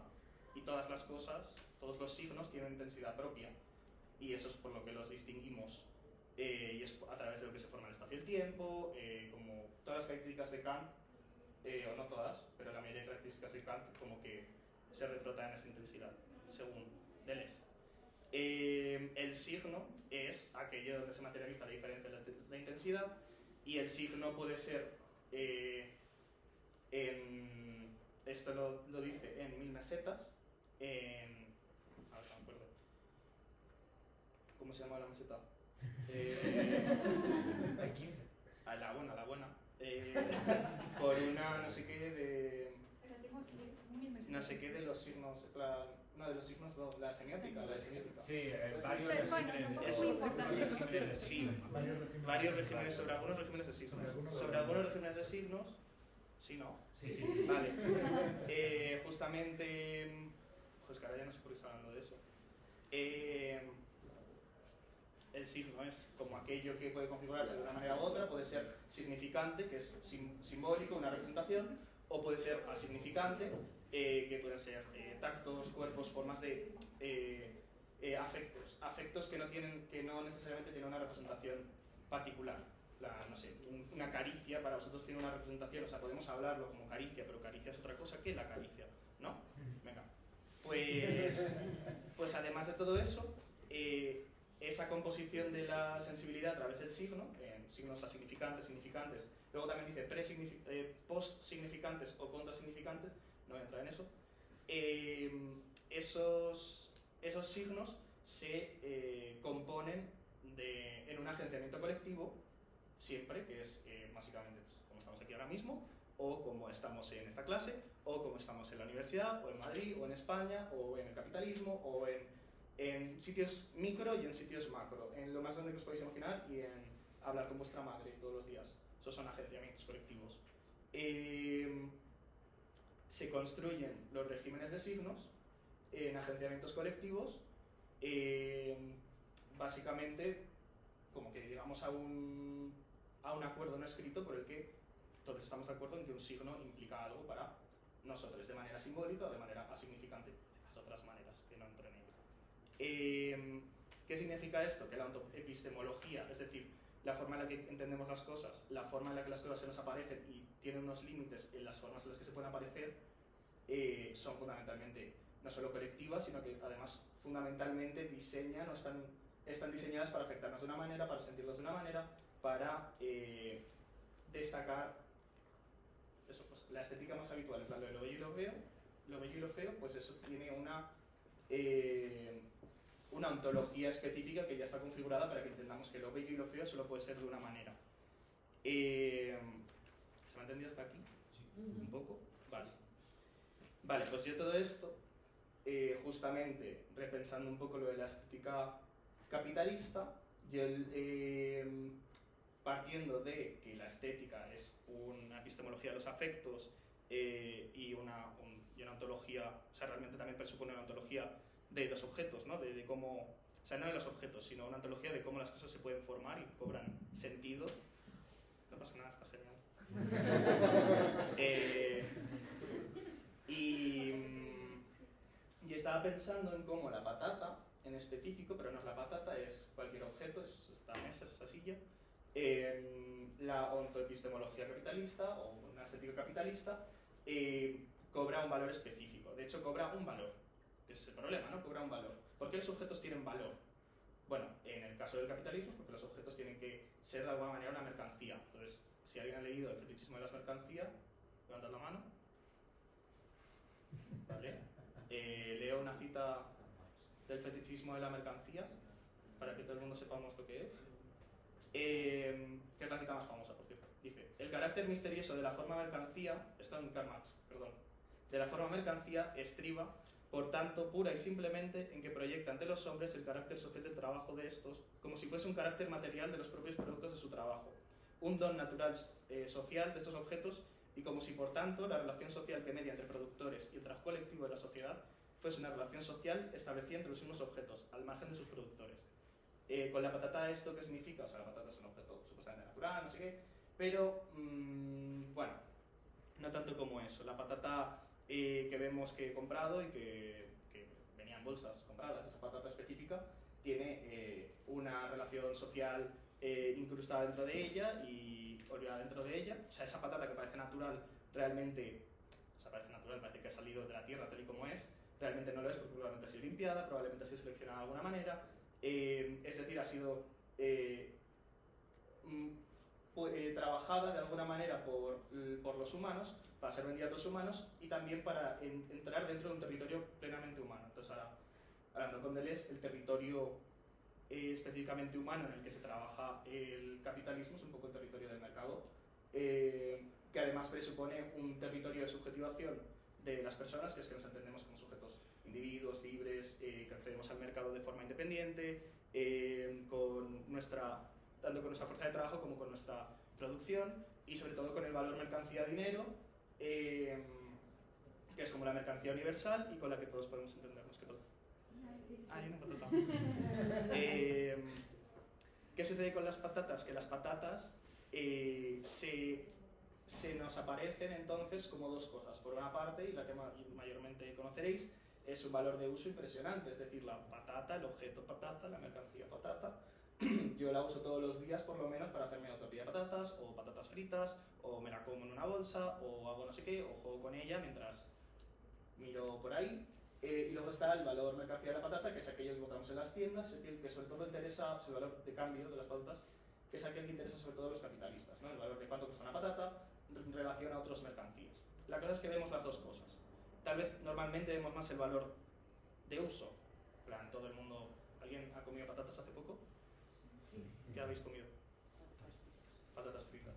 Tortilla de patatas, qué rico. ¿Alguien ha usado la patata hace poco para alguna otra cosa? Un estofado. Y no sé, ¿habéis rozado una patata con vuestras narices? Nada, pero no te la has pesado por la nariz. Yo te sé.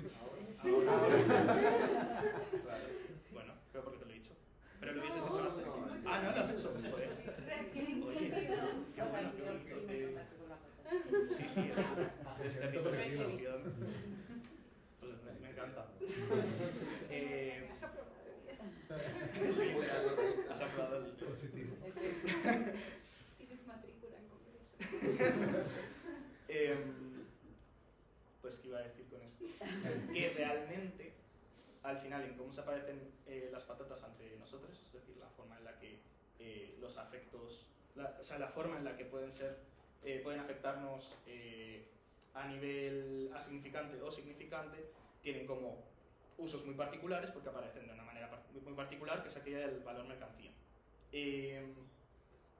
Este valor mercancía, por otra parte, es un auto de epistemología, no solo porque lo diga yo, sino porque como en EndNotes 2, que no lo tengo por ahí, lo he metido en un sitio, entonces no lo voy a sacar, una gente muy lista, que es marxista, habla de cómo el Capital, el libro de Marx, es más bien una reproducción de las categorías lógicas del capital, como si el capital fuera una lógica que no por ende abstracta, sino claramente inmersa en el mundo, que se reproduce y que se subsume sobre el mundo tal y como existe. Entonces, hablan específicamente del trabajo, pero me explico un poco mejor con respecto a la mercancía. Lo que dicen es que el valor tiene tres fases: el valor mercancía, el valor dinero, que es la mercancía universal, y el valor capital, que es el capital es el dinero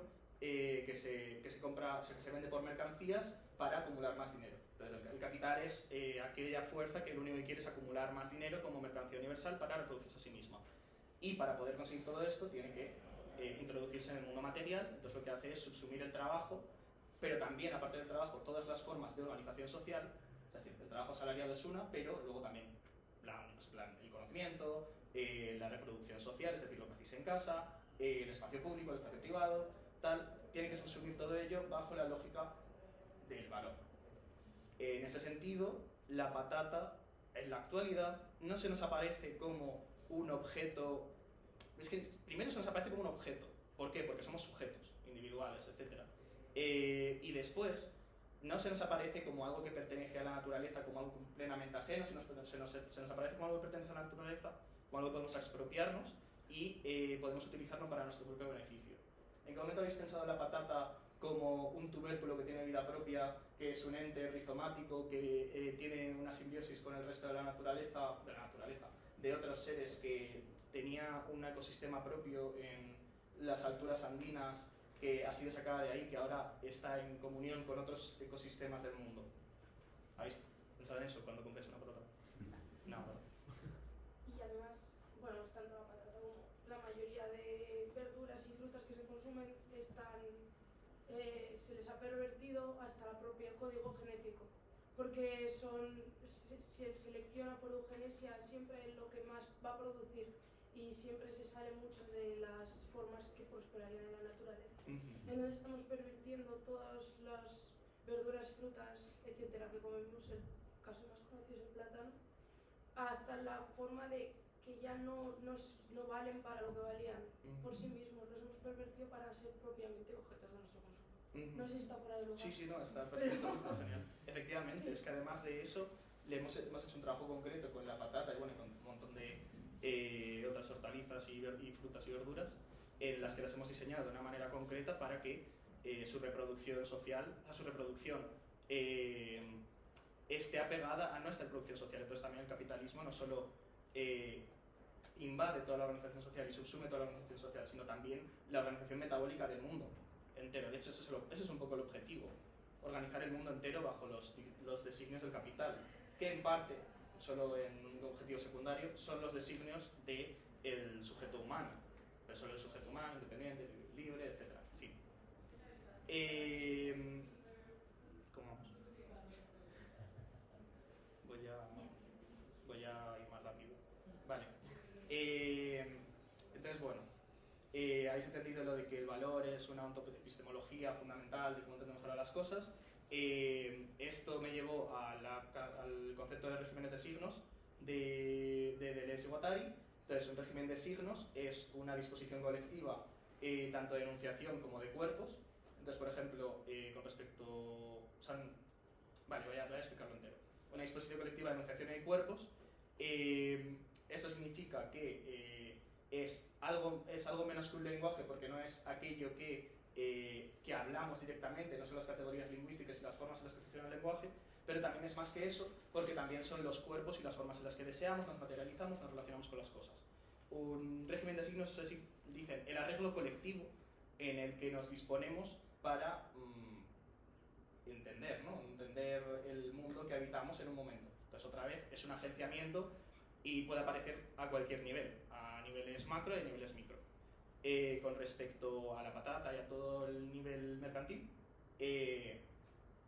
o sea, de las mercancías, básicamente el sistema de valor mercancía sería un régimen de signos muy concreto en el que todo se dispone con respecto a los valores de uso, o valores de uso humano o valores de cambio de capital. ¿Qué sucede aquí? Que perdemos una bueno, iba a decir algo más, perdón. Que además tiene todo ello una máquina de rostridad o una máquina abstracta. Con rostridad se refiere a construir un rostro, que es, por así decirlo, como el centro alrededor del cual circula el signo, y el centro en el que todo se concreta. Entonces, por ejemplo, con esta específico, no sé qué sé. El rostro, yo creo que el rostro podría ser el aperitivo, ¿no? Un aperitivo. O sea, realmente está circulando toda la bolsa y el precio y lo que hay dentro alrededor de esto. O sea, pero no es necesariamente el signo. No me quedó claro eso. Bueno, la cuestión con la máquina de rostridad es que es una máquina abstracta de diseño, de diseñar. O sea, es como, básicamente es crear un diseño de las cosas para luego poder organizar la realidad alrededor de ellas. No viene necesariamente, o sea, viene la máquina de rostridad antes que la materialidad que supone, ¿o no? Sí, la máquina de rostridad viene antes. Genera rostros. Vale, genera rostros. No hay un sujeto anterior al rostro. Vale. El rostro que genera la máquina es lo que tú. Vale, entonces con respecto a los objetos de valor, la máquina de rostridad, por eso lo que primero vino fue el sistema de valorización de capital, y luego se diseñó el mundo alrededor de él. Y realmente estamos en ese proceso, ¿no? El cambio climático es parte de ese proceso. O la catástrofe climática. ¿Qué iba a decir con esto? Ah, sí. Iba a enseñar el de 740 y tal. Entonces, por ejemplo, con la patata. ¿Dónde estamos? 7. Con la patata, en este documental de Agnes Barda que habla de gente que cosecha aquellas cosas que quedan fuera del mercado porque no son valiosos para el mercado, con la patata se diseña de una forma para que la patata sea deseable a la hora de ser comprada. Entonces, respecto la máquina de rostridad o la máquina abstracta, un diseño, funciona de tal manera que no solo crea un régimen significante, por ejemplo con lo que hemos visto de la bolsa, sino que un régimen asignificante, es decir, da una forma, una textura, elige unas patatas específicas que son aquellas que van a ser deseables para nuestros cuerpos. Y sumando a lo que decía Alba de que también hemos diseñado las patatas de una manera, o todas las hortalizas de una manera, que son mejores para nuestros cuerpos, más nutritivas, más deseables, más deliciosas, ¿no? Entonces, bueno, por ejemplo, aquí hay un ejemplo. Dans la grande surface, les chairs fermes sont commercialisées en barquettes de 2,5 kg, 5 kg. Et celle-là demande un gabarit bien précis, une grosseur bien précise. Tout ce qui est au-dessus devient du déchet pour nous. La récolte de pommes de terre équivaut environ à 4500 tonnes. En une saison, il est rejeté environ 25 tonnes de pommes de terre, déchets. Nous avons suivi. Vale.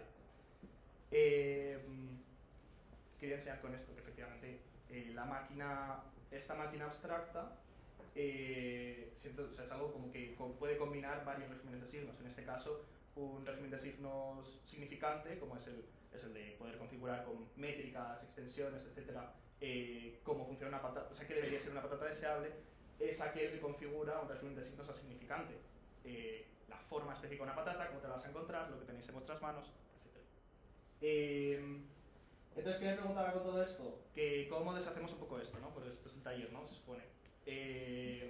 Pues parte de eso, para empezar, era cambiar el agenciamiento colectivo, por eso nos hemos sentado aquí, el agenciamiento, o sea, la disposición de los cuerpos, también el de la patata, cambiar el territorio de la patata, pues el de la patata suele estar o en vuestras casas o en el mercado.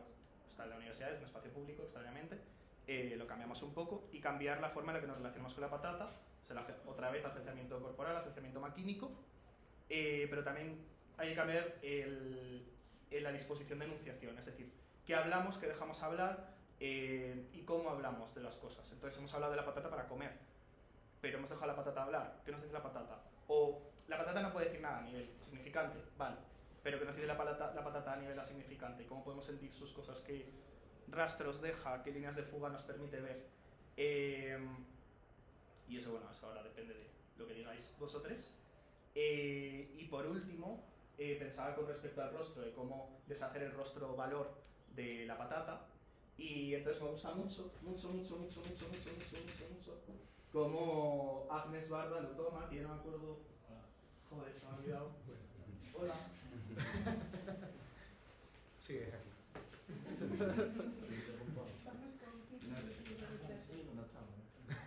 Vale. Pero estamos sentadas en el suelo para Sí, perdón. O sea, Tenemos nuestra línea de fuga y Nada, está está territorializada, es territorializada. Entonces, eso, Agnes Barda va a recoger patatas con un grupo de gente que también está recogiendo patatas y les graba y tal. Esto lo hace alrededor de todo el documental, veroslo, vale la pena. luego os digo el nombre, y lo que hace es encontrar patatas que tienen forma de corazón. Y es que... On est ramassé 150 kilos au total. Vous voyez, dans les déchets, on trouve des très grosses. Hein. Là, donc, il y en a qui sont abîmées, donc on les prend pas. Des trop petites, vu qu'il y en a des très grosses, on va quand même prendre les grosses. Hein. Vous voyez, il y en a même qui sont différents, forme de cœur. Ah ben le cœur, j'ai vu. Es que es genial, es que te amo. Je les ai aussitôt filmés de près. Et j'ai entrepris cet exercice périlleux, filmé d'une main mon autre main qui glanait des patates en forme de cœur. ¿Cómo graba la patata? O sea, cómo le hace protagonista de su historia y le pone un rostro específico a la patata que es una forma de corazón. Je les ai encore regardés, encore filmés.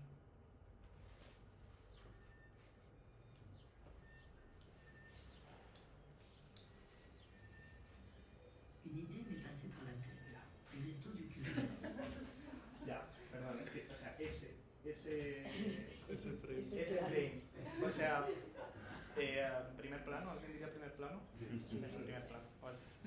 Es que sale justo en la meseta con cosas de primer plano. Entonces, bueno, que eso que es fascinante porque al final coge un objeto muerto, un objeto que está desechado, que queda más allá de los valores, entonces queda más allá de la máquina de rostrillo capitalista y igual que el resto de personas le están dando un uso más allá de, o sea, es una línea de fuga en la que le dan un uso humano más allá del valor de uso capitalista, esta tía coge y dice, patatas de corazón, o sea, patatas que tienen forma de corazón, ¿por qué? Porque le voy a dar otra vida, le voy a dar, o sea, este objeto que está muerto, este objeto que es desecho, le voy a dar otra forma de entenderlo y otra forma de verlo, entonces le da otro rostro directamente. Es una línea de fuga que aparece en la propia patata, o sea, sin duda es un rostro que además es una proyección humana, ¿no? Porque el corazón pues, es un significante humano específico, etcétera.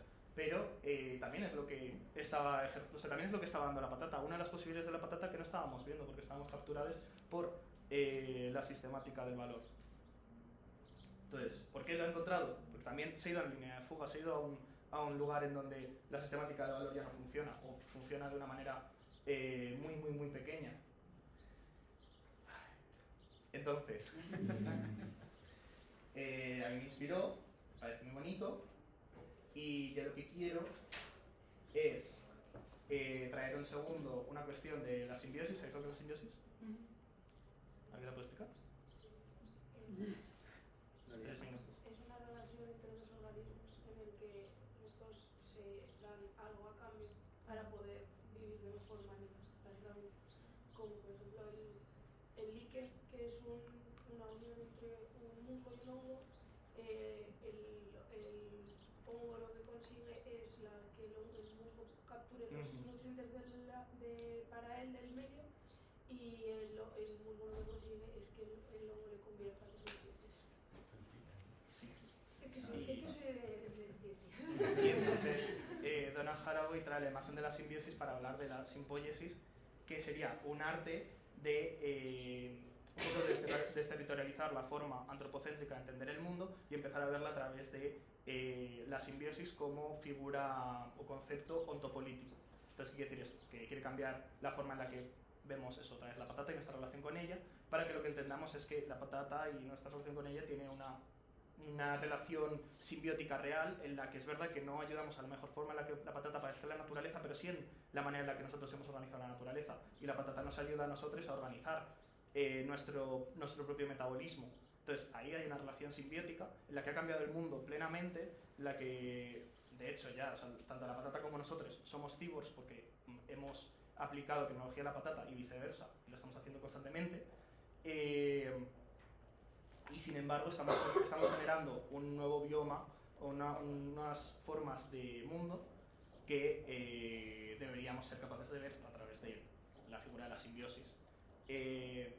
Fundamentalmente es un arte de desterritorializar los valores consumistas y antropocéntricos del capitalismo.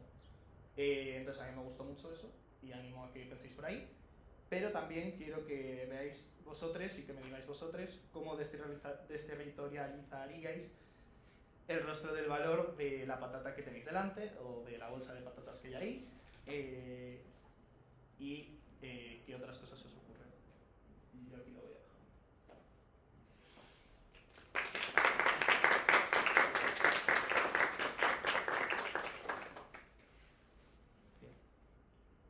Te digo que haría con esto. ¿Qué harías? No, ¿qué ves? ¿O Ah, qué ¿qué sientes? ves? ¿O qué tal? Sí. O sea, no sé. Ah. ¿O qué harías? Sí, no sé, venga, ¿qué harías? No, a ver, o sea, sí estaba pensando en que esto, o sea, esto se podría exponer porque esto es una cara, al fin y al cabo. Entonces, a poco que lo pintas es como, o le pusieras cualquier cosa de dos ojos y una boca, ya es como, evidentemente es como una cara, y es una cara bastante monstruosa porque además, o sea, yo esto lo tengo en la terraza, voy a quedar como un guarro, ¿no? Pero yo esto lo tengo en la terraza y esto se le da el sol durante un rato, pues empiezan a salir cuernos y se empieza a deformar y empieza a quemar alrededor y empieza a oler fétido, asqueroso. Entonces me haría mucha gracia como exponer esto, porque además ¿qué? Y que empiezas a crecer. Claro, empieza a crecer y además llega un punto en el que, o sea, no es una obra que puedas como, o sea, sí la puedes reproducir evidentemente porque se reproducen las plantas, pero la obra específica es como que se va a degenerar y se va a destruir en el momento en que las pongas. Y no sé, me haría mucha gracia que además, como una sala de exposición empiezas a ver a patata podrida. En verdad, esa destrucción es la forma de adaptarse al medio. Todas las formas que tienen las plantas de cuando huelen, cuando tienen colores diferentes así, es como son las plantas estresadas diciendo tengo que hacer algo, no puedo sobrevivir así, tengo que hacer algo. Entonces por eso pues empieza a oler mal, porque intenta degradar lo que tiene para convertirlo en otra cosa y es como está luchando por vivir en un entorno súper hostil. Entonces es como una degeneración, pero es como muy bonito porque está intentando adaptarse, que es un poco nosotros intentando adaptarnos al mundo que estamos creando básicamente. No sé, estoy un poco fuera de mi elemento. Muchas veces antes empieza a echar raíces, que me siento mal cuando la voy a hacer. Sí, estoy quitando las raíces. Más escritos podrías vivir más allá de mí, tú ente viviente, pero bueno, quiero hacer una tortilla. Sandra Gamarra, que es una artista latinoamericana, pero ahora mismo no recuerdo del país muy bien, tuvo una exposición en el Centro Cibeles hace un par de años en el que cogía todos los tipos de patatas que existían, que estaban como nominalizados, ¿no? Como patata morada o lo que fuera, ¿no? Todos los tubérculos que surgieron de América Latina antes de la colonización y como que mostraba en una pieza de espejos todo lo que las patatas podrían haber sido si no hubieran llegado los colonizadores a eliminar ciertos tipos de patatas y coger solo las que les venían bien para traérselas a España. Y no recuerdo el título de la obra, pero os recomiendo mucho a ese artista, que es súper interesante. Y es que no hablaba de descolonización porque no me cabía y no sabía qué decir, pero literal, hay tanto que decir por ahí. Perdón, ¿ha dicho Sandra Gamarra? Sandra Gamarra. Sandra Gamarra.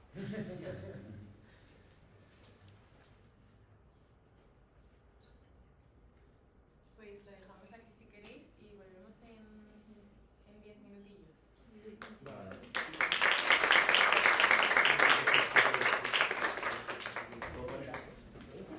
Pues ponerlo.